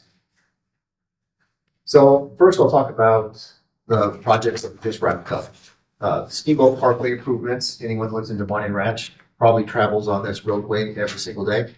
And I'm really happy about it because that's where I live. And the improvements, they've been great because the congestion is less. There's now 3 turning lanes to get from the Devonian Ranch Parkway onto Steamboat Parkway. And then over on Veterans Parkway, the intersection a lot better. There's 2 left-hand turn lanes going north and south. And there's now 3 lanes on each side of the road. So traffic is flowing a lot better than it was last year. Another one that we just wrapped up was the South Virginia Street I-80 exit 29 capacity and safety. That's a mouthful, but it's the one right there by In-N-Out Burger. So we added another lane going north on Virginia Street. And we also, on that right picture, you can see that off-ramp tended to get backed up a lot because it was only 1 lane and it was a stop sign. And when there's heavy traffic on Virginia Street, it's hard to turn. So now there's 2 right-hand turn lanes and a traffic signal. And we're thinking that between the northbound lane and that signal and the extra lane to turn, traffic's going to flow a lot better on there. We also made a lot of improvements to the sidewalks and bike lanes in that area. And the center.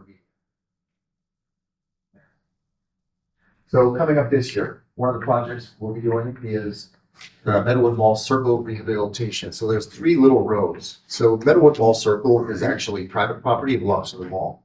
But those 3 short roads that get you there, we're gonna do a rehabilitation job. So this is basically when the roadway has come to the end of its useful life, but the materials in it are still good. So we can basically recycle that material and lay it down and we basically make a brand new road.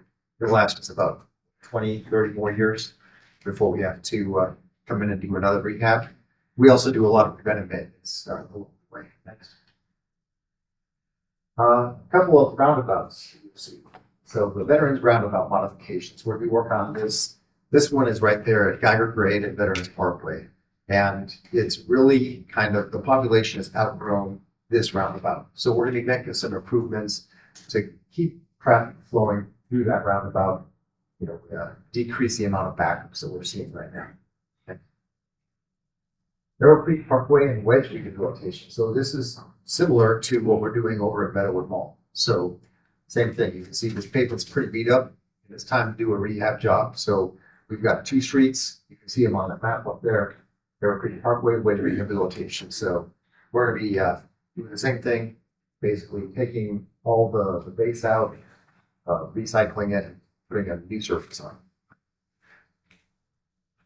The Virginia BRT improvements. So one of the things that we've seen with, since we've gone from bigger buses down to the smaller buses, that lower picture right there, these buses are lower than the platform. So you want the ramp from the bus for people with disabilities, you want that ramp to be level. We're going to take the platform and shave it down so that it's right there. That'll not only help people that are in wheelchairs, but it'll also reduce tripping hazards for people getting on and off the bus. That top left picture, that's a mini VRT station. We're replacing all those with full-size VRT stations like you see on the other 2 pictures. We're also putting a bus-only lane between Peckham Lane and Peckham Lane. So Veterans Parkway ITS, this is our traffic signals. This is a program where it really tries to get the traffic signals to be on the same page. And they'll locate if there's a traffic backup, it'll notice that, and the signals will adjust to try to get traffic flowing. So if there's a crash, if there's construction, it's causing traffic to get snarled up. The idea behind this is so that those lights the timing will change, and it'll get people through. You get that right? Using fiber optics so the signals can communicate between each other. Yes. By the way, this is Amanda Caligari. She's our one of our engineering managers, so she can answer any technical questions at the end if I don't answers. Next. So Pembroke traffic capacity and safety. This is coming up in 2026. So Pembroke between McCarran and Veterans Parkway. There's, you said you live in Kent Valley. You've probably seen more traffic on Pembroke since Veterans came in. So we're going to widen that from 2 lanes to 4. We're also going to connect the bike paths on McCarran and on Veterans with a bike path along that road. So better for pedestrians and bicyclists. I shouldn't say bike path, multi-use path. Next. Use that term once. Geiger Grade road realignment. This is down the road. We're targeting 2027. Could be later. It all comes down to funding, and we've got some work to do.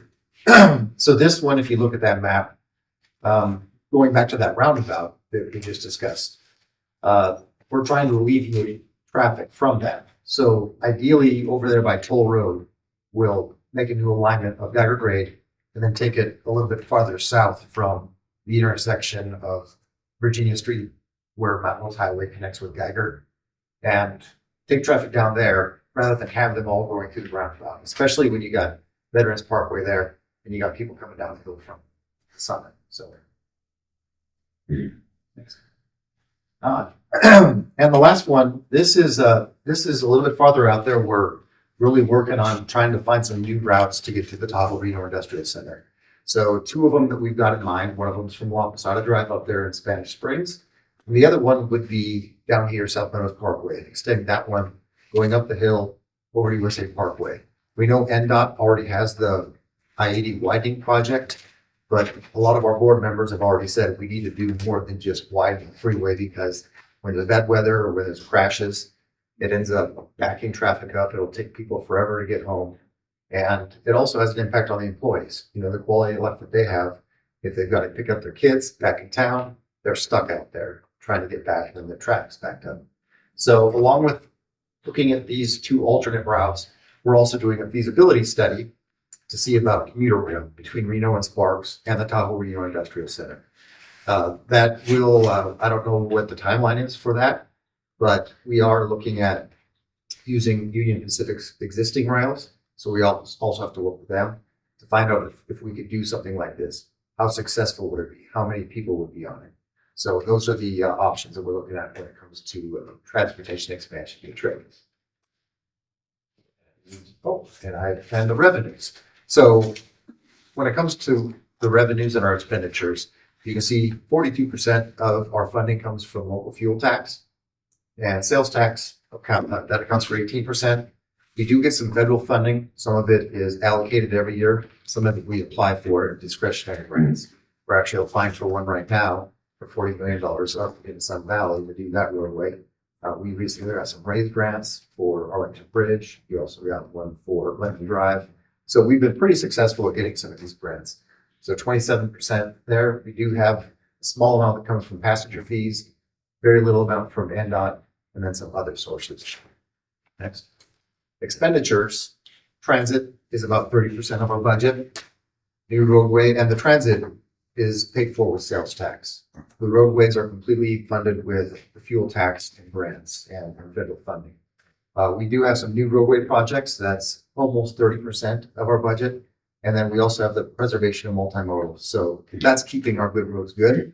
So when we've got roads that say we've had them for 4 or 5 years, we can go in and we can do some crack seals, we can do some slurry seals, really extend the life of the roadway so that we don't have to do a full rehab. It saves a lot of money. So that's one of our most important programs. About 30 million a year, I think we spend on that. Yeah, 22 and a half. 22 and a half. Yeah. And I think last year we covered, 1,600 vehicle lanes. So we do a lot of maintenance on the roads. And then we also have a little bit of debt that we're paying and MPO operating. And with that, I'll take any questions. I'm going to start with the questions if you don't mind. Sure. I'm looking at the micro transit. And it says it operates in Sparks, Spanish Springs, North Valley, Somerset, Bird Eye, and South Meadows. I take it from this that it does not operate. No, it does not operate. Why? That's a good question because there is no bus route up there. No, and we're quite happy being isolated. We don't mind that a bit, but I will say that we have a lot of seniors in the lower part of Hidden Valley who do need access to transportation. And I know of one particular instance where a person tried to get it, didn't get it now because you don't come out there. So I think it would be important to take a look at that. Yeah. And I can talk to our director of public transportation. This is evolving. Like I said, the South Meadows one we just got last May. That's not even a year. So that's something that we'll probably take a look at. Okay, and I also see the senior. I was gonna say, there's a couple different programs. So there's, for microtransit, the Flex Ride, that's more so anyone can use it. But if there's a senior or someone with disabilities, they might be able to apply for, is it access? So there's another category of microtransit that they might be able to get services for you. Okay, well, having been said, that's very interesting because we have a monthly publication for that with lots of information to all of the members and anybody else who wants access to it. And I would ask that if I contact you, either one of you, if you would be willing to put that in writing so that I can publish that information pertaining to the ability for our folks in Hidden Valley to get access to your different ride programs, whether it be this $60 a month senior ride program, or is that something that we could work on? Yeah, and when it comes to access, it is a little more rigorous process. Flex Ride is anybody can take it, and it's gonna call us 20 minutes. You have to get approved with access. So We can get you in touch with our public transit folks and get you more information. That would be great if you could do that. I really appreciate it. And our newsletter for February is up the third week in February. So if I could get some information by then, that would be great. Thank you. February when? Anybody else for me? Everybody. Okay, all the way down at the end there. Oh, thank you. I actually have 2 questions, but I'll go with one and then come back in a second. So on the planning active transportation plan, do you work with the school district? Because in this specific area, children who are outside, well, they're inside the non-bus zone, which is large, they cross Arrow Creek, they cross the Leslie, they have to walk up Foothill to Lynn's. I've seen children cross Toll Road. How does that work, and how is that incorporated into this planning process? It says 8 to 80, so it's 5 to 18-year-olds who are getting to schools, and that's just the elementary schools. It widens. So if you're a middle schooler, you walk from Mountain Gate to Marcyhurst. So I know everyone loves that hill, but that is the walking zone for the school district. And they have no intention, and they do the safe bike to school, but there's not crosswalks. The routes are not safe. People are driving fast. We're more congested. So how is RTC incorporating that into the plan? So so RTC is part of Vision Zero Truckee Meadows, and that group is a collaboration between all kinds of different groups, including the school district, safe routes to school, hospitals, the sheriff's office, police departments, all that. So the fire departments. So we do work with them on that.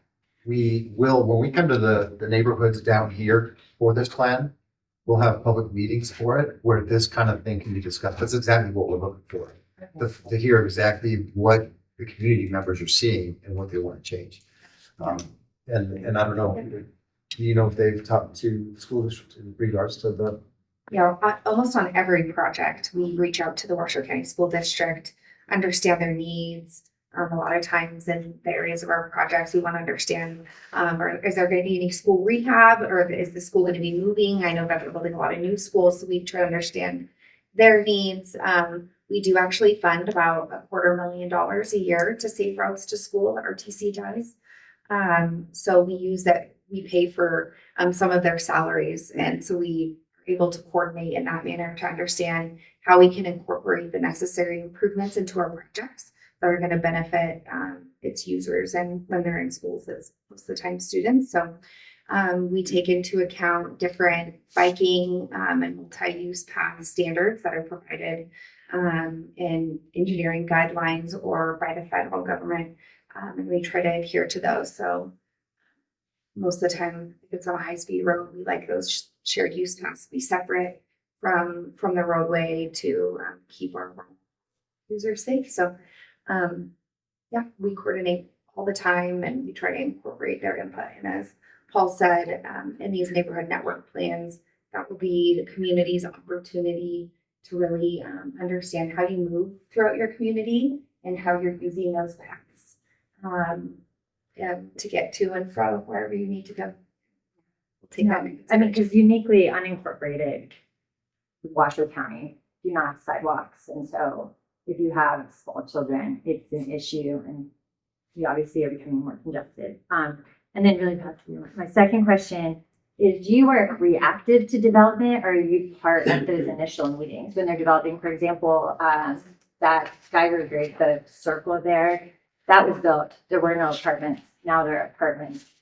Are you in those conversations when they're saying we're going to build 20 apartment complexes right here on this traffic circle, or do you come in after? Whichever. So actually, the Truckee Meadows Regional Planning Authority agency, they actually live in the same building as us on the third floor, and so our planning division actually works with them to understand growth rates in our area, where development is occurring. They take that into account in what we call a travel demand model. So understanding where people are coming from and where they're going, very general, but that helps us understand growth in the area. And so we can plan accordingly. And so the plan that Paul talked about, the regional transportation plan, that forecasts what those needs are, and then it categorizes those needs, whether they use intersection improvements, capacity improvements, based on those needs and the identified goals that the community came up with. So Thank you. So I'm going to piggyback onto that roundabout. I have a long history with RPC. I'm not working with them, but trying to work with them from the outside. And I know when that roundabout was first proposed, a lot of the residents objected to it only because of the way it was constructed. And they could see in the future, which RPC at that time didn't have the ability for whatever reason to see, and that was not going to be good for the future. So it's interesting to know that you're now. Yeah, and we're creating a channelized, east to southbound lane. So folks going, south on Geiger Road from Virginia Street will be able to make a right-hand turn without even entering the roundabout. So that will take some of that traffic out of the roundabout. And then we are also modifying it so that you'll have two eastbound, actual eastbound through lanes through the roundabout. Because right now there's a lot of unsafe movements that people are creating. And so there will be two actual southbound or eastbound through lanes through the roundabout. And then as well as taking that traffic out of there that's heading south on Geiger, that will reduce some of the travel through the roundabout. And we're also improving some of the safety for pedestrians there by putting rapid rectangular flashing beacons. So pedestrians can cross through the roundabout safely. It's a scary roundabout.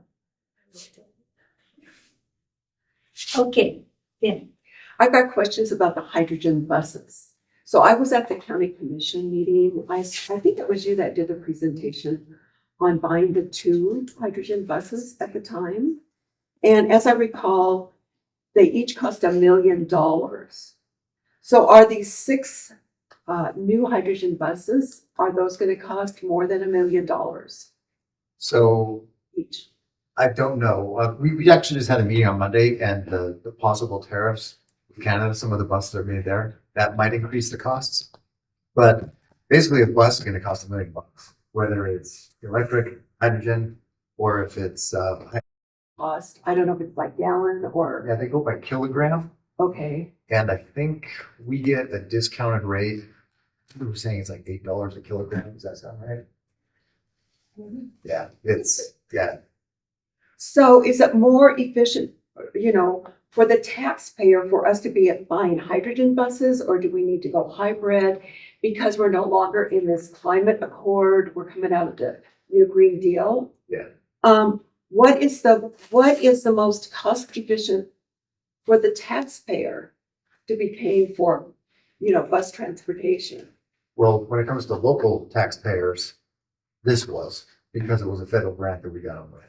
But if you're asking about like fueling them, I don't know how it compares to diesel. I don't know if the diesel price versus the kilogram, I don't know how to compute that. But I would assume that the hydrogen is a little bit more expensive.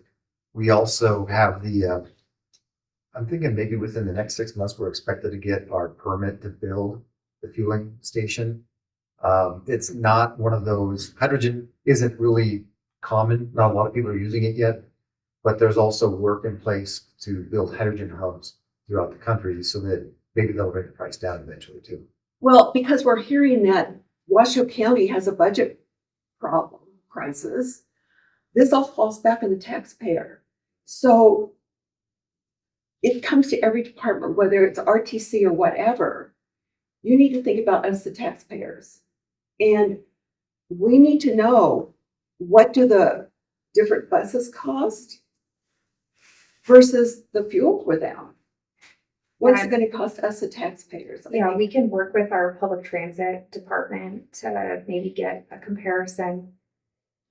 We can get you in touch with I them. start making Jim come to these meetings too. No. Yeah, Well, our I think director of Jim's sharp, transit. he knows his Yeah. stuff. Okay, well, I think we as taxpayers would appreciate that. We're coming in this era, and we hear about it all the time now with what's happening in Washington with Doge.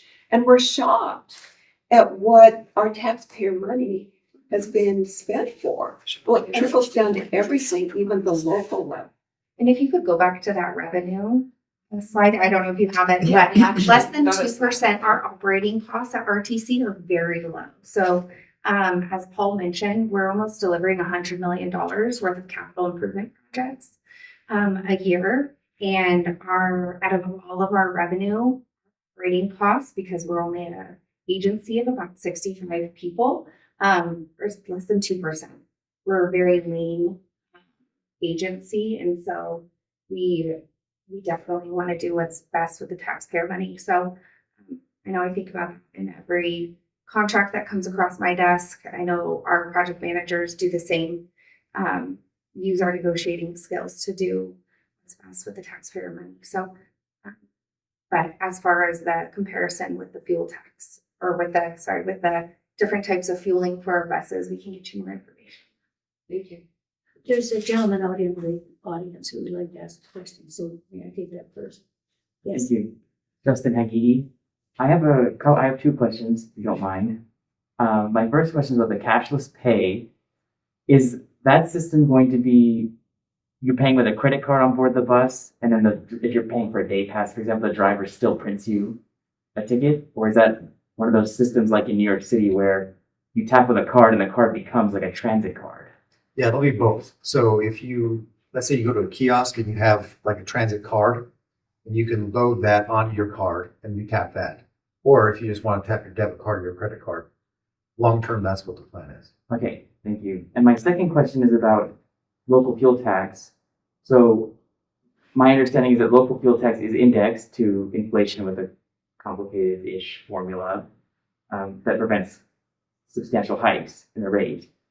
It's not indexed to the idea that vehicles are getting more fuel efficient over time. And also, in Nevada, there is no way to account for hydrogen-powered passenger cars or battery electric cars using the transportation system. We're going into a new legislative session at the state level.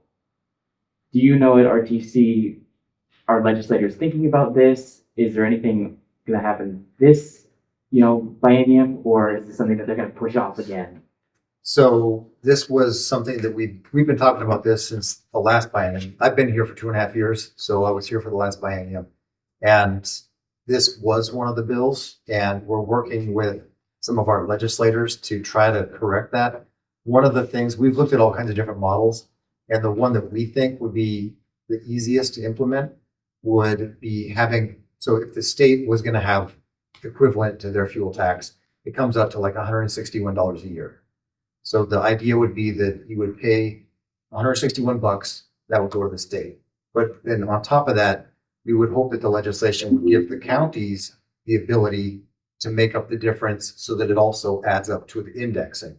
So whatever that would be, I don't know, let's just say it's $300 to, on average, you fuel your car up in Washoe County, it costs $300 a year. That's what we would want the tax to be for the EVs. That's it, much? A year. No, you said a year. That's a joke. Just a minute. Adolfo, you have? Brad? I'll take it for you. No. Okay. Just to piggyback off that, so Tracy Franklin, my question is, and I don't know Tesla, but when people go plug in for their Tesla, A, how are they charged? And B, does a certain amount of that money go to y'all because they're driving on the same roads that we are? Second question, no, we don't get any money from electric vehicles at all right now. And that's why the legislature has to, if something's going to change, the legislature has to do it. In terms of charging it, I don't have a Tesla. I know some people have like the in-home chargers that they have to connect into their electric system.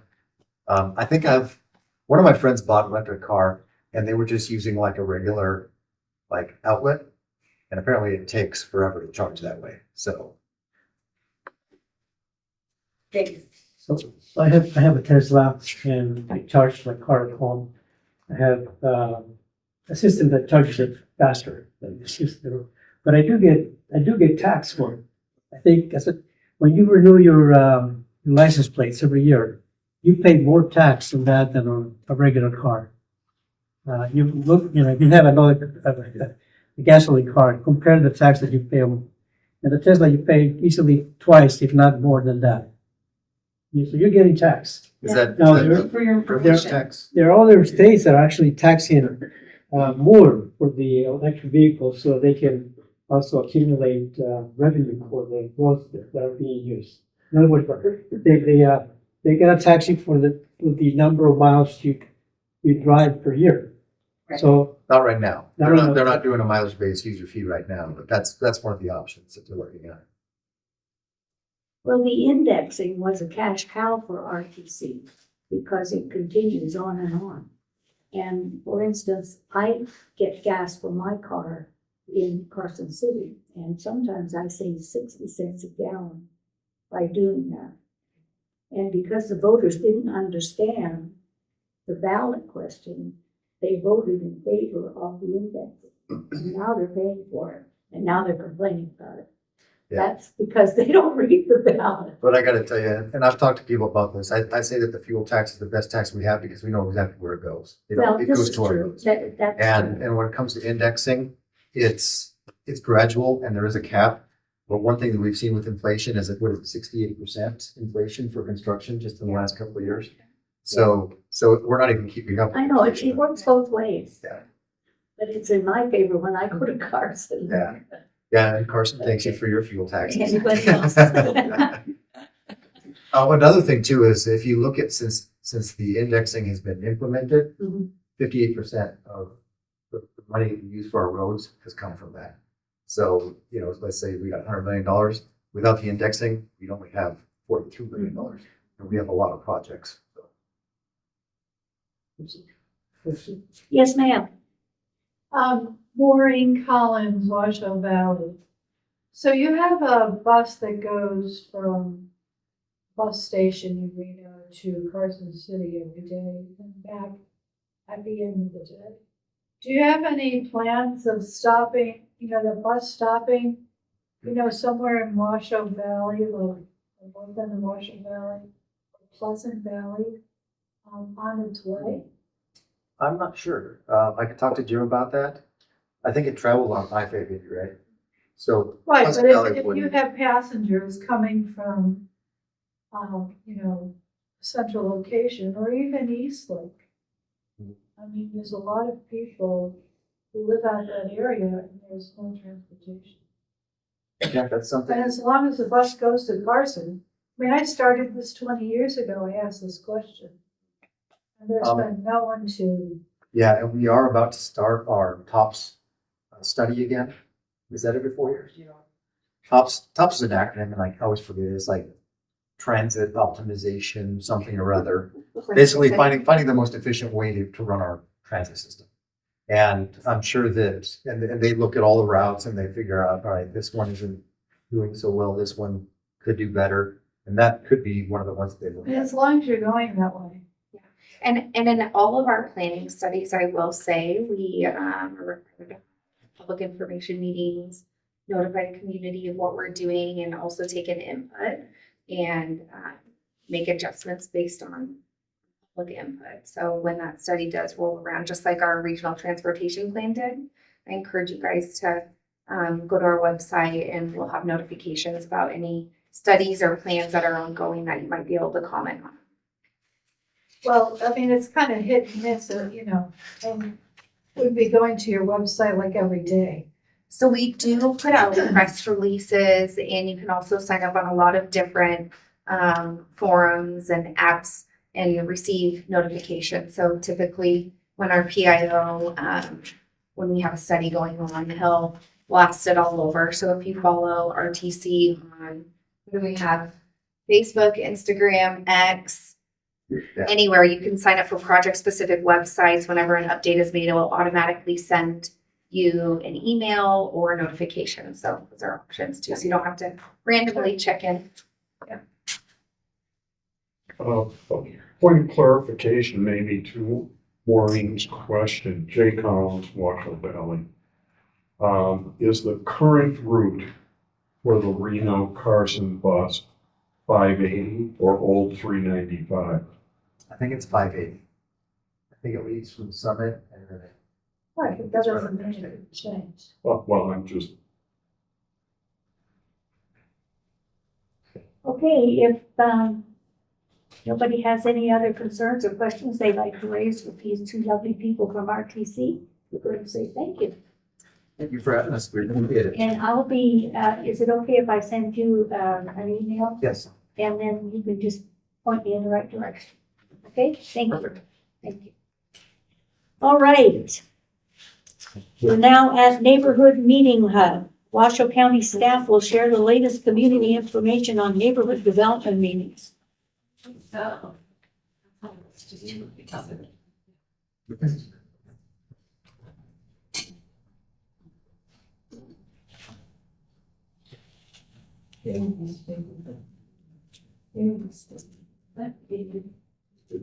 house back in there, and maybe just a little bit easier for me to get through this.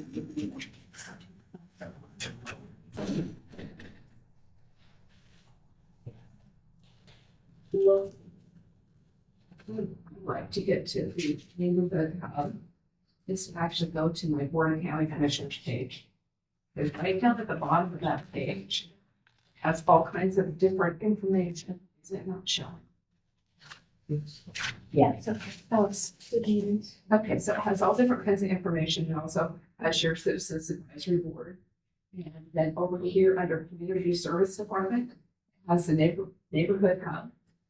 And so that's how I usually get to. Hold that here for us. And then this will show you the, as it goes. On the front page, it shows you the upcoming projects. And there is actually a high desert armory. And there is a meeting for that on September 17th. And that's in Washoe Valley. Question. Yes. September 17th is a national holiday, President's Day. Why would they schedule a neighborhood meeting on a national holiday? Why would they schedule another neighborhood meeting the night before Thanksgiving for the monopole in Washoe Valley? Completely understand. Yeah, but this is going on. I mean, it's been going on. It's obviously a contractor gimmick to get less public comment. I would like you to go back and tell them to reschedule that meeting. I will definitely go back and tell them. That's totally inappropriate. I would also mention it to the county commissioner who has now left the building. But I would certainly give him a call and bring that up to him. Yeah. And I think he's pretty responsive most times. While we're talking, I got a second comment also from my. The neighborhood it really sounds like it's really great. Sierra Reflections, when that was on the neighborhood hub, the citizens' comments were not put onto the hub. We had to go to the planning department and tell them about it, so they finally ended up getting them out there. But the county itself, with their most recent code amendment package for the final maps, it was on the neighborhood hub. They didn't put the video presentation on there. They had to be reminded to properly put the information onto the neighborhood hub. Completely get you. So, I mean, it's nice that you have this thing, but if people don't use it properly, it's ineffective. Completely understand. And Trevor Boyd is the project manager on that as well. And his email is up on there. But it is, I believe it's .gov instead of .us, which I will also talk to him about that as well. Make sure that he has the correct information up there for you guys. Thank you. Anything else? That is all I had on this upcoming. We still have the, like you said, the Sierra Reflections was still on the hub. It does. That page over at the side of the hub, it does show you the others. And it should. There's the final card. Yeah, they did add the comments after I talked to Trevor. Yeah. And there's the comment cards right in there. Sally, yes, has the lodge been taken care of yet? They had their little hearing, like I think last July or something. I mean, it was real simple. Yeah, it was in August was when they had theirs. Let's see what they have going on their project documents. So there's their mailing list. New recordings, which is just like, and then they have their summary in there. Look at the summary.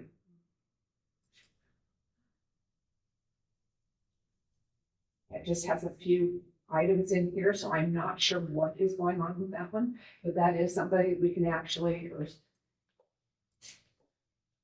see who is on that.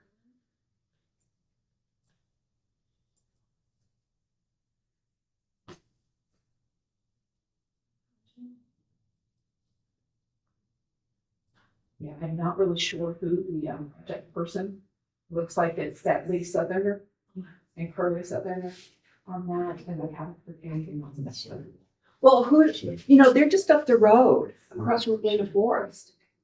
Not quite across, but in that area. So this was a real simple request. Why is this still pending? I don't understand. Well, I don't think you have the answers to those questions. If you have those questions, you need to go to the source, and that would be the planning department. And Trevor Lloyd, and talk with See, him. this is the problem. When they remove these from our cab, there's no accountability. I mean, we need to bring these projects back under the cab. Yeah, You're preaching to the choir. Right. We've all said that, Right. but we're not getting anywhere, so we have to talk louder.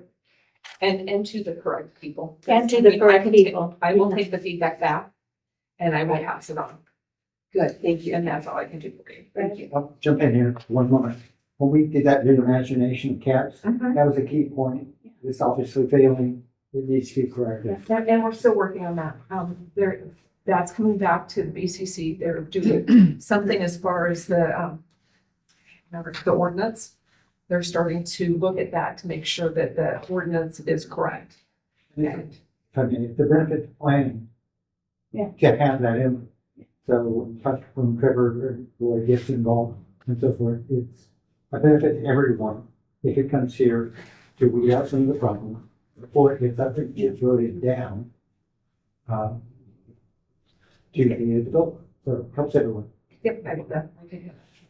But the actual point of all of this is the CABs were supposed to be a citizen advisory board to the county commission. And somehow along the line, the county commission has decided that that's really not what we were for at all. So, sometimes it gets to be sort of, in my opinion anyway, a waste of time because we're not accomplishing anything. Yes, ma'am. Or Maureen Collins, Washoe Valley. It was Bob Lucy who stated that we weren't supposed to ask to have things on the agenda. If they were going to make the agenda, those were the items that were going to be discussed. I agree with you.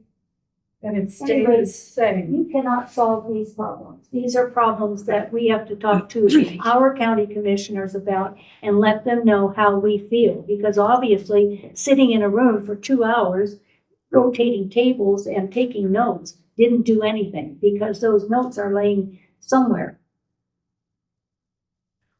So the county commissioners are paid by us to do their job, and this is part of their job. Put the notes the same place, the library, and put the comments.